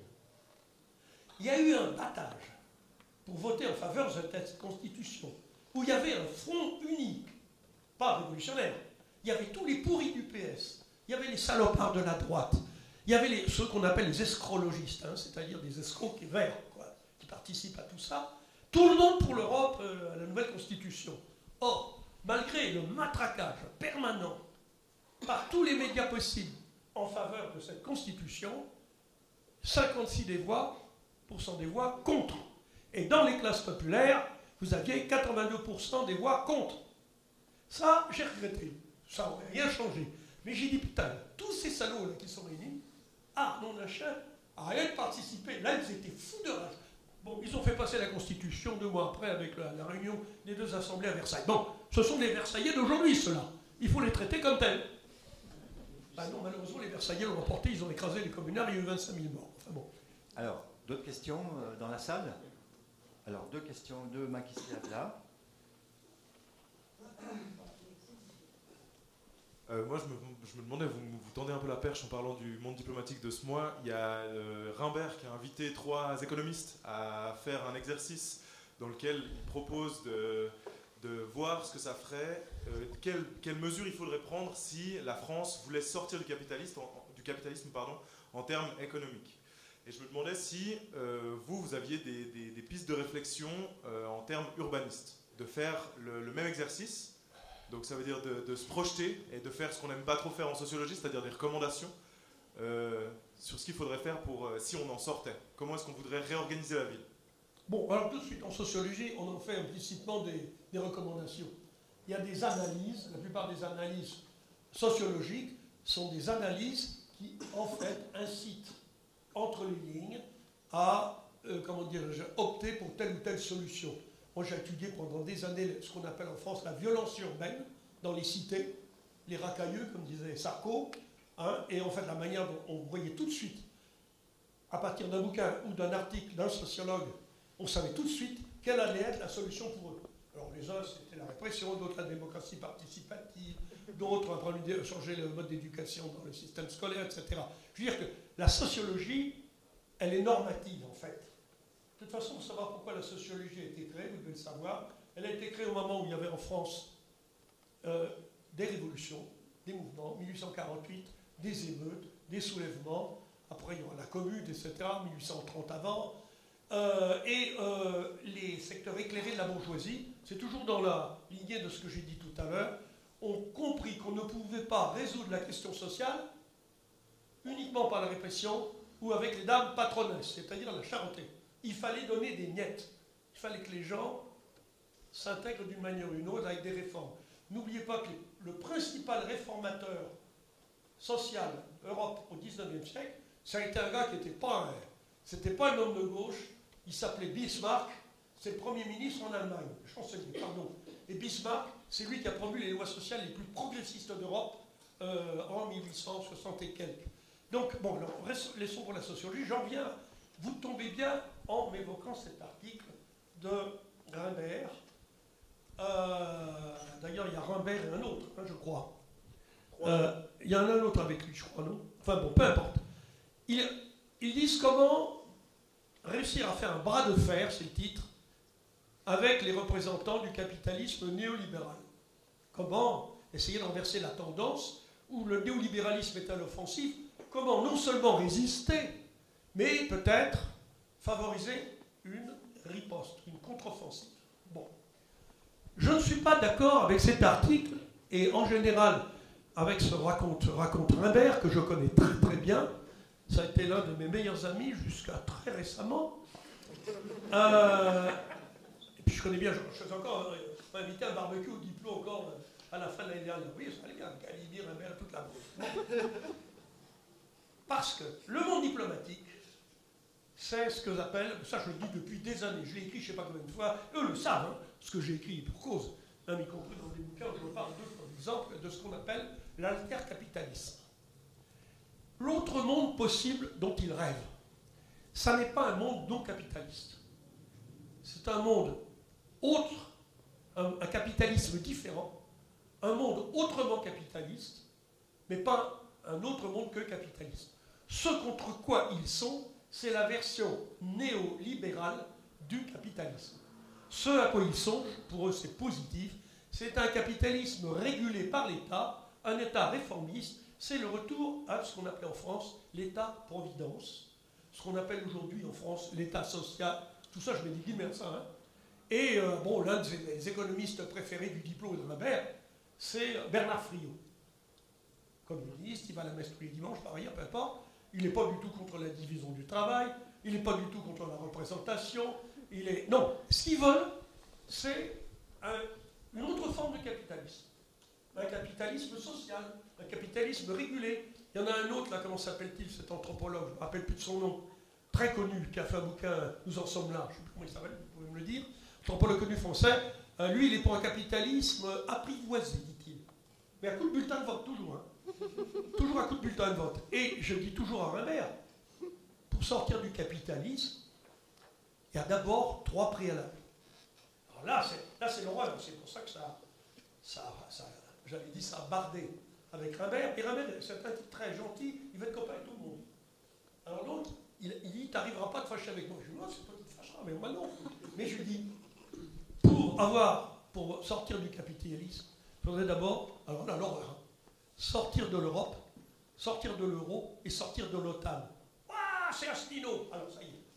Ah, c'est nationaliste, gaulliste. Non. Je lui dis tant que... Alors, le plan B de Mélenchon, c'est on reste dans l'Europe, mais on fera des réformes dans l'Europe. Je lui dis, on est le seul pays qui ferait des réformes. Et les autres, ils feraient quoi? Statutairement, on ne peut pas. Alors eux, c'est ça. Alors, pour revenir à cet article, effectivement, il fait appel à trois grands sorciers de ce que j'appelle, pas du Ku Klux Klan, les sorciers blancs, hein, c'est Frédéric Lordon, et puis 2 autres, économistes, altercapitalistes. Lordon est mes pires ennemis, il y a tout de suite, c'est pour vous rassurer. Garnier est une irréparable raclure. Il a fait une faute de français, lui qui est très empoulé. Une raclure, ça ne se répare pas. Ça ne peut pas. C'est rayé. Il aurait dû dire comme, comment dirais-je, Guy Debord, qui avait dit à propos d'un éditeur, Antoine Galib, il avait dit pas irréparable, je sais plus ce qu'il avait dit, raclure. Enfin bon, je suis irréparable raclure parce que je suis foutu de Lordon.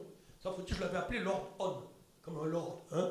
Lordon, et puis après il parlait de l'ordolibéralisme, je parlais son économiste l'ordolibéralisme, enfin j'ai fait des jeux de mots. Lordon est dépourvu d'humour, il se prend très au sérieux, si on se fout de sa gueule. Crime, il dit Garnier est une irréparable oracle. Bon, ça m'enchante que les gens que je déteste me détestent. Bon, et alors, c'est bonne guerre. Alors pour en venir là, on a les deux, c'est des économistes critiques. Hein. Alors c'est ça. On ne parle pas de l'Europe. On ne parle pas de sortir de l'Europe. On ne parle pas de sortir de l'euro. Et on ne parle pas de sortir de l'OTAN.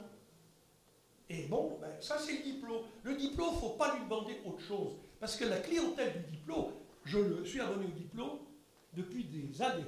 J'ai commencé à lire le diplôme en revenant de Cuba, en 1971. Parce que j'ai eu des titres très bien. Il y a des excellents articles. C'est le seul journal, je dirais, journal connu français, lisible. Il n'y en a pas d'autre. Après, j'ai recommandé, là. Dans le diplôme, je calcule toujours, je dis, il y a entre 3/4 de bons articles. Dans les meilleurs cas, en général, il y a 2/3 de bons articles. Quelquefois 3/4. Et puis, alors, il y a ceux que j'aime pas du tout, parce que c'est ceux de l'intercapitalisme. Alors, à propos, bon, ils font de la poutinophobie aiguë, hein, ils reprennent la propagande de l'OTAN. Je ne considère pas que Poutine est un ange non plus. Enfin, je ne considère pas que le péril numéro 1 en termes de Troisième Guerre mondiale, ce soit la Russie, son position défensive. Bon, là-dessus, ils ne rigolent pas, ils ont fait des reportages sur la Syrie. Bon, je ne vais pas commencer à parler du diplôme, je les connais bien, je les fais depuis longtemps, j'en renvoie de temps en temps, notamment Rimbert, puisque c'est mon copain. Alors, l'article dont vous parlez, je lui ai fait des commentaires. Je lui ai dit, ces gens-là, ce que vous proposez, ce sont des réformes qui permettent au capitalisme de perdurer en s'améliorant, en étant un peu moins sévère vis-à-vis des classes populaires. Mais vous n'êtes pas contre l'exploitation, vous n'êtes pas contre la domination politique, et vous n'êtes pas contre l'assujettissement idéologique. Ah, ils disent, oui, mais il faudrait des médias pluralistes. Oui, je dis, on sait ce que c'est le pluralisme dans le capitalisme, c'est la diversité dans la conformité. Hein, je dis, même le mot diplôme, c'est une limite. Hein. Le mot diplôme, la clientèle du diplôme, c'est généralement, vous savez que moi, c'est des bacs plus, majorité payée par l'État, comme moi, et puis voilà, et qui lisent le diplôme, se persuadant à chaque fois qu'ils sont de gauche, parce qu'ils applaudissent. Voilà, et puis je ne vais pas commencer l'article de Mona Chollet dans le même numéro, elle est complètement élucidée, les sorcières blanches là, aux États-Unis, bon, enfin, je ne vais pas vous faire ça, c'est un machin. Bon, mais enfin, pour vous dire ce que vous dites, le capitalisme régulé, amendé, civilisé, apprivoisé, pour moi, ça n'est même pas du réformisme. Il faut savoir la différence qu'il y a entre être réformiste ou réformateur. Les réformistes jadis, à l'époque où il existait un mouvement ouvrier, c'était des théoriciens et des militants qui pensaient qu'on pouvait passer au socialisme avec des réformes. C'est même pas le diplôme, ça. Le diplôme, c'est réformateur. C'est pas pareil. Il faut réformer le capitalisme pour qu'il soit, je le répète, supportable, civilisé. Voilà. D'autres questions? Qui c'est qui veut encore poser une question ou réagir à ce qui vient d'être dit? Levez pas tous la main ensemble, mais voilà. Merci d'être venu. Moi, j'ai une question sur votre notion de petite bourgeoisie intellectuelle. Oui. Vous avez dit, il me semble, vous parlez un peu vite quand même, vous avez mis dans le lot de la petite bourgeoisie intellectuelle les enseignants, les infirmières, les employés de l'État. Pas tous les employés de l'État, ceux qui ont un certain grade dans la hiérarchie. Vous avez des prolos qui sont employés de l'État. Oui, bien, c'était ça un peu la précision que je voulais. Mais du coup, il y a quand même, vous avez quand même parlé des enseignants, etc. Oui. Et ça me semble quand même assez problématique de mettre les enseignants dans le lot de cette petite bourgeoisie intellectuelle au prétexte des capitaux sociaux. En tout cas en Suisse, mais en France c'est davantage. Il me semble qu'il y a une précarité assez importante dans l'enseignement, en particulier chez les femmes, etc. Donc peut-être j'aurais nuancé ce propos. D'accord. Sur la petite bourgeoisie intellectuelle. Alors, il faut différencier la position structurelle dans les rapports de production capitaliste, quand je dis structurelle, c'est-à-dire objective, qu'on le veuille ou non, dans le cadre de la division du travail. J'ai dit que les tâches de la petite bourgeoisie intellectuelle étaient des tâches de médiation, Bon, j'ai cité entre ces traces de médiation la formation, au sens large. Ça peut être des formateurs, ça peut être des enseignants, ça peut être autre chose. Bon, ça peut être des gens qui travaillent dans les médias. Ce sont des tâches qui participent en fait à la reproduction de l'idéologie dominante, qu'il le veuille ou non, même si, c'était mon cas, dans le cadre universitaire, au CNRS, je n'ai pas écrit une seule ligne en faveur du capitalisme dans ma vie, jamais, pas une seule. Néanmoins, dans le cadre du pluralisme, je n'ai pas été persécuté. Quand j'étais à Cuba, on m'a foutu en tôle à la fin, parce que j'avais dit que Cuba n'était pas socialiste. J'ai passé mon temps à dire que le capitalisme était de la merde, il ne m'est jamais rien arrivé, pour cette raison-là. Il m'est arrivé des trucs, mais parce que j'avais parlé de la fausse gauche, hein, celle qui faisait une politique de droite. J'ai eu des retombées, là, mise au chômage, etc. Mais bon, avant d'être fonctionnaire du CNRS. Alors pour me dire ce que vous dites, un professeur participe à la reproduction des classes et de la division du travail. Le système scolaire, je vous conseille un livre, j'en ai eu plein, en bibliothèque, parce qu'il est plus vendu maintenant, de deux sociologues, Baudelot et Establé, ça s'appelle La petite bourgeoisie en France. Ou un autre sur l'école capitaliste en France, les mêmes auteurs. Et bien, ils montrent très bien comment le système scolaire est fait pour reproduire la division entre ceux qui commandent et ceux qui exécutent, ceux qui savent et ceux qui sont ignorants, hein, ceux qui obéissent et ceux qui donnent des directives, et les enseignants qui le veulent ou non, reproduisent. Il faut bien reproduire tout de même les classes sociales. Ce qu'on appelle la reproduction des rapports de production, c'est la reproduction des classes sociales, aussi bien dans l'économie, dans la formation, dans la culture, dans l'art. Alors, le fait que les petits bourgeois intellectuels soient menacés aujourd'hui, en partie, pas ceux des sphères supérieures, les profs d'université de haut rang, ça va pour eux, et au CNRS, les mandarins aussi, mais dans les sciences sociales, hein, je parle, puisque c'est le domaine que je connais, qu'ils soient menacés, les infirmières menacées, ce qu'on appelait les instituteurs, on les a appelés professeurs des écoles en France. Plus leur statut se dégradait, plus on leur donnait un titre honorifique. Ah non, je ne suis plus instituteur, je suis professeur des écoles. Ça, c'est vraiment j'ai des mots autres et vulgaires pour... Enfin bon, c'est de l'enfumage. Hein. Le problème, c'est vrai, en ce moment, avec l'offensive néolibérale du capitalisme et l'absence d'opposition de gauche digne de ce nom, c'est que les maigres avantages qu'avaient les franges moyennes et inférieures de la petite bourgeoisie intellectuelle sont menacés. Vous savez comme moi qu'un titulaire d'un bac plus 3 ou 4 qui sort de la fac avec une licence, hein, un master, tout ce qu'on veut, même un doctorat, n'est pas sûr de trouver du boulot. C'est-à-dire, il y a un phénomène que l'on connaît qui s'appelle la précarisation, qui touche pas seulement les ouvriers et les employés, qui touche aussi la petite bourgeoisie intellectuelle. Précarisation, paupérisation, et le résultat, c'est qu'il peut y avoir, et il y a, une radicalisation politique dans cette classe, et là on passe du structurel au conjoncturel, mais c'est une conjoncture qui dure chez nous. Hein, chez nous, ça dure depuis l'arrivée de Mitterrand au pouvoir, on peut dire, ou plutôt 83, quand Fabius est arrivé comme Premier ministre, avec la politique de rigueur. Avant c'était l'austérité, ils ont changé de nom, et ils ont balancé de nouvelles réformes, enfin ils appellent ça des réformes, qui allaient remettre en cause, disons, tous les avantages conquis, pas acquis.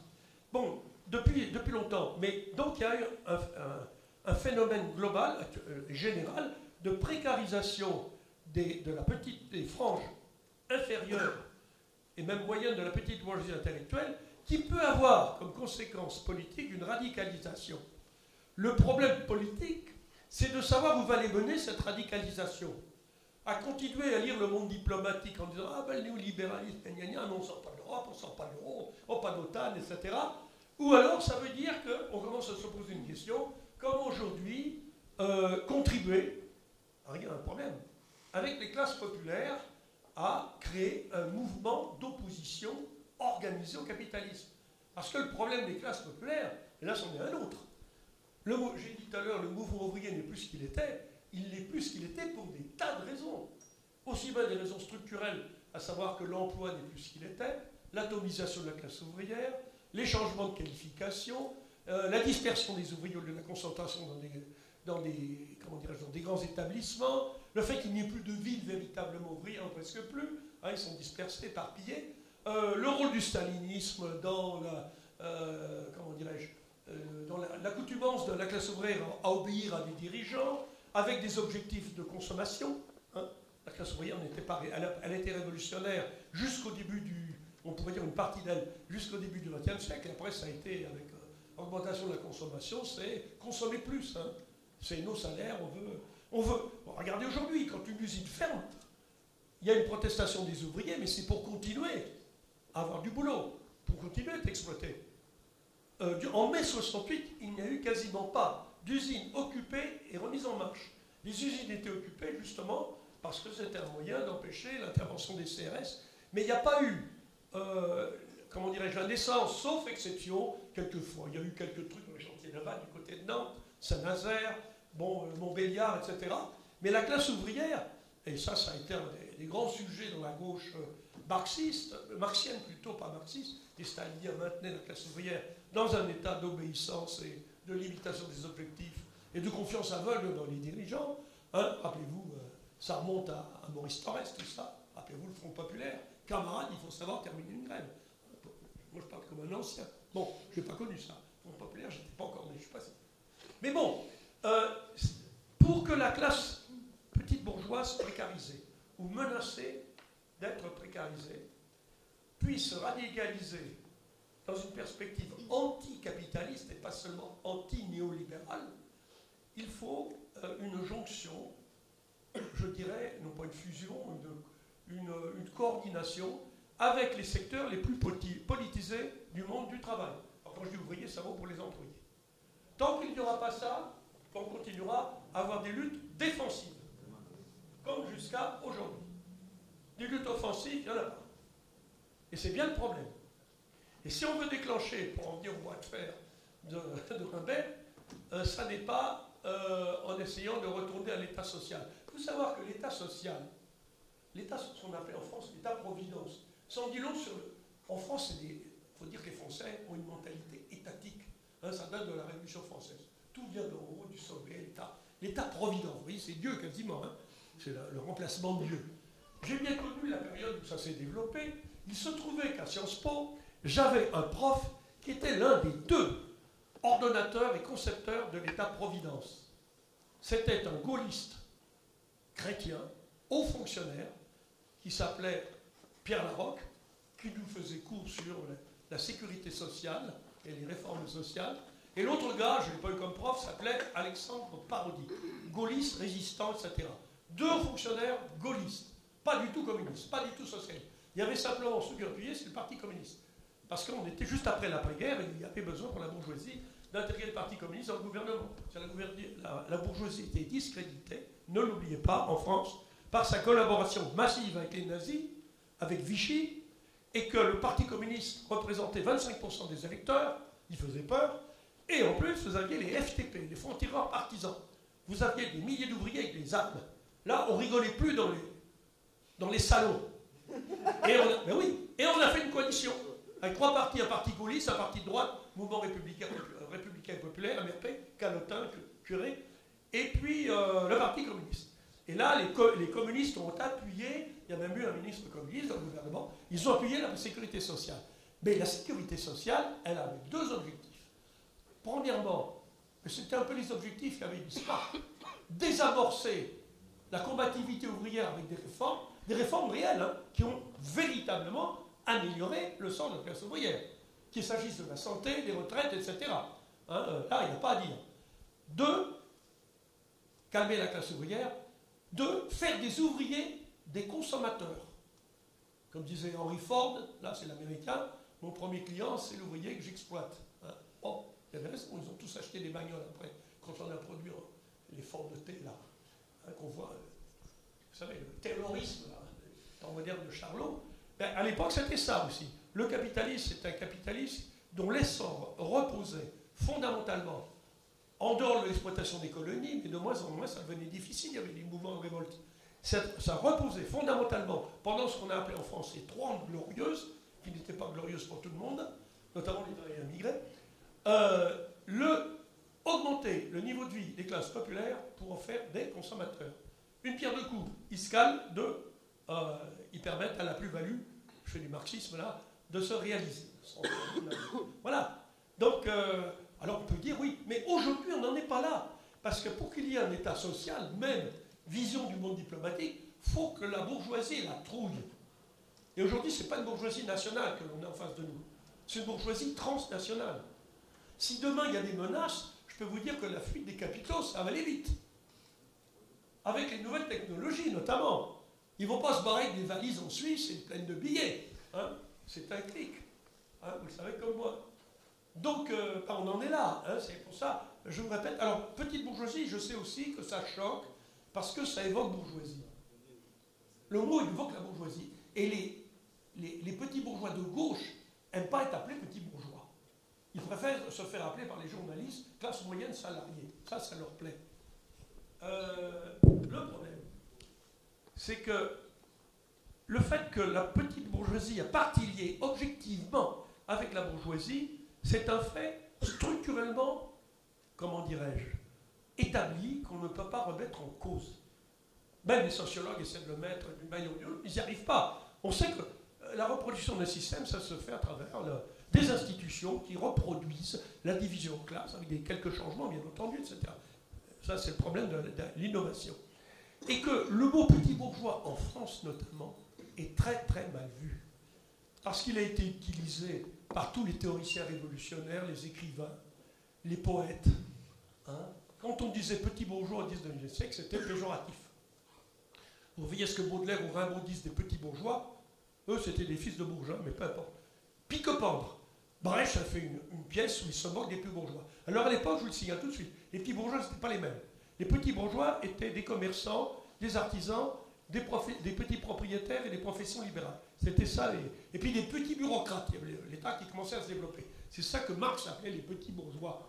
Et quand Marx disait que... Et le petit bourgeois, disait Marx, c'est toujours quelqu'un qui dit ni l'un ni l'autre. Je suis ni l'un ni l'autre. Ou je veux ni cela ni cela. Je suis toujours pour le juste milieu.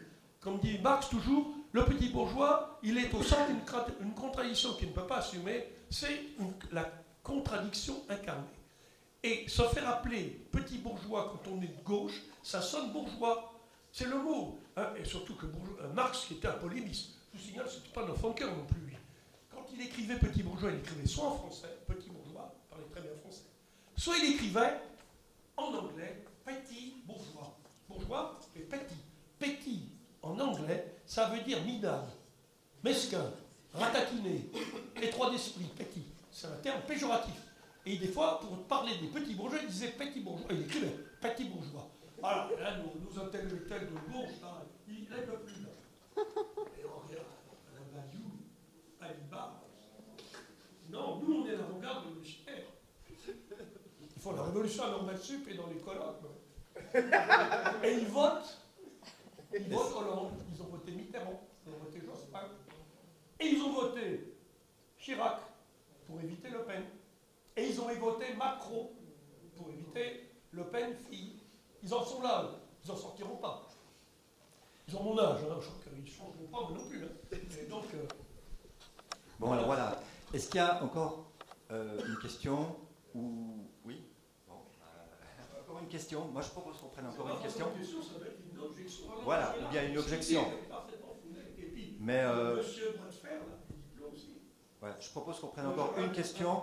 Et puis ensuite, on termine autour du bar et on prend l'apéro avant le repas qui suivra.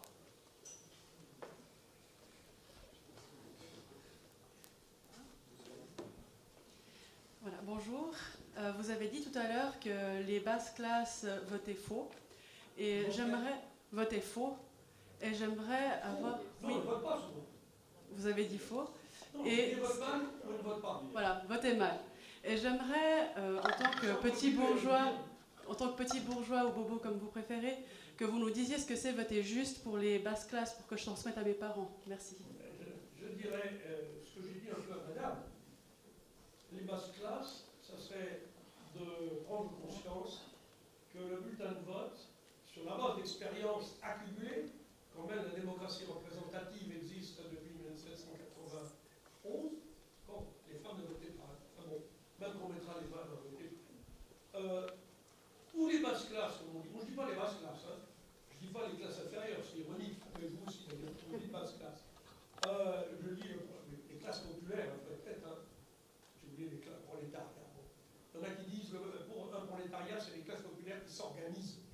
devienne un sujet historique. Pour l'instant, c'est un peuple, c'est pas un peuple debout, c'est un peuple assis. Ils sont spectateurs, mais ils sont pas acteurs de l'histoire. Bon, ils sont seulement figurants quand ils vont voter.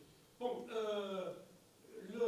comment dire, quand je dis qu'elles votent, j'ai dit où elles ne votent pas, en ce moment, la réaction des gens en France, des classes populaires. Bon, j'habite par exemple, je vous donne un exemple. Hein. Moi, je suis à Paris, près de la place d'Italie. C'est un but au cas. C'est un quartier en pleine boboisation. Là, je peux vous le dire. Un ancien bastion de la commune de Paris. Hein. Maintenant, c'est Bobo-sur-Seine. Hein. Mais j'habite par ailleurs, j'ai un pied-à-terre. J'ai une baraque dans une des villes les plus pauvres de France, qui est un port de pêche, en Normandie, qui s'appelle le Tréport. Taux de pauvreté, n'en parlons pas, hein, c'est les gens qui vivent au-dessus du seuil de pauvreté, au Tréport, c'est 36% de la population. Vous voyez déjà, hein, c'est une population de pêcheurs et d'ouvriers et de chômeurs, principalement. Bon, ces gens-là, quand je discute avec eux, voici la discussion, on ne se comporte pas comme un touriste ou un Parisien qui déteste les Parisiens. Déjà, Parisien, pour eux, c'est bourgeois. Enfin bon, moi, je suis dans des luttes contre les éoliennes et tout le bordel. Bon, ça va, je m'entends bien avec eux. Je vais dans un café à discuter. Je suis face à des gens qui, tour à tour, ont voté pour Mitterrand, ont voté pour Marine Le Pen, ou n'ont pas voté, ont voté pour Le Pen, ou ont voté pour Sarko, selon les cas. Et pourquoi? C'est toujours un vote, ils espèrent maintenant, au début ils ont espéré. Quand ils ont voté Mitterrand, même quand ils ont voté, au moment il a perdu, mais du temps où Rocard est venu au pouvoir, c'est Chirac qui l'avait emporté, ils ont voté en espérant qu'il y aurait soit une amélioration de leur situation, soit qu'elle cesserait de se dégrader. Maintenant, ils n'y croient plus. Ils n'y croient plus. Et d'où le taux d'abstention. Le taux d'abstention le plus élevé en France, c'est dans les classes populaires. Vous avez au Tréport, et encore au Tréport, ils votent plus, vous savez pourquoi? Parce qu'il y a une mairie communiste qui fait une politique un peu sociale. Vous voyez, ils emmènent les enfants en colonie de vacances, il y a des repas pour les vieux gratuits, etc. C'est de la charité, j'allais dire, municipale. Bon, c'est mieux que rien, hein, bon, pour les chômeurs. Mais d'une manière générale, les gens, dans les classes populaires, c'est là où on observe un taux d'abstention. Aux dernières élections présidentielles, le taux d'abstention en France était de 42%. Et la majeure partie des abstentionnistes étaient des prolos, ouvriers ou employés. C'est-à-dire qu'ils ont compris. Ils ont compris que la démocratie représentative est une farce. Contrairement à ce que... C'est Ruffin qui se balade en disant il faut inciter les gens à voter pour que ça change. Bon, il parle pour lui, il est devenu député, il ne se sent plus maintenant. Les chevilles qui enflent et la tête qui gonfle. Bon, mais les gens disent alors qu'est-ce qu'on fait? Mais ces gens-là, ils ont eu 30 ans de gauche au pouvoir. Pour eux, gauche, c'est des traîtres. Mais ils ne disent pas, comme disaient les ouvriers du 19e siècle, ou même les ouvriers allemands, ou les ouvriers espagnols au début du 20e siècle, ils ne disaient pas on est trahi par des partis sociodémocrates qui sont des traîtres, ils disaient il faut s'organiser soi-même ou créer un parti révolutionnaire. Ça n'est même plus ça. S'organiser soi-même. Alors créer un parti révolutionnaire, il y a les groupuscules, mais les groupuscules ne font pas illusion. Vous regardez le NPA, l'état-major du NPA, c'est des bacs plus. Hein. Ce dont ils rêvent, c'est de faire partie d'un gouvernement avec un strapontin à la culture ou au travail avec Mélenchon, c'est tout.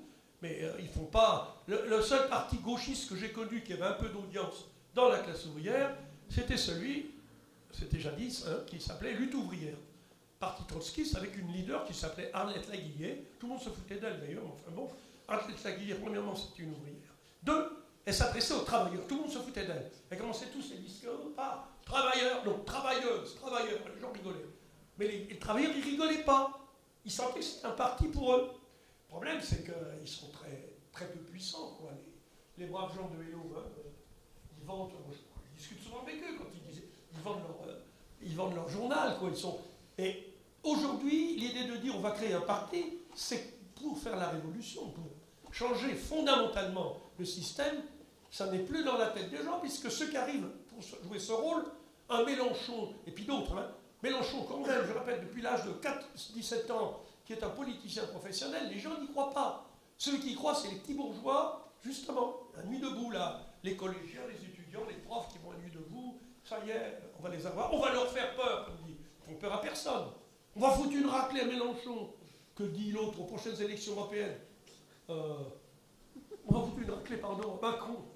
C'est Mélenchon qui dit ça. Putain, 2 semaines après, il rencontre Macron à Marseille, il se serre la main, Macron fait un baratin à Mélenchon, et on voit Mélenchon, on l'a mis sur le site d'une librairie à Paris.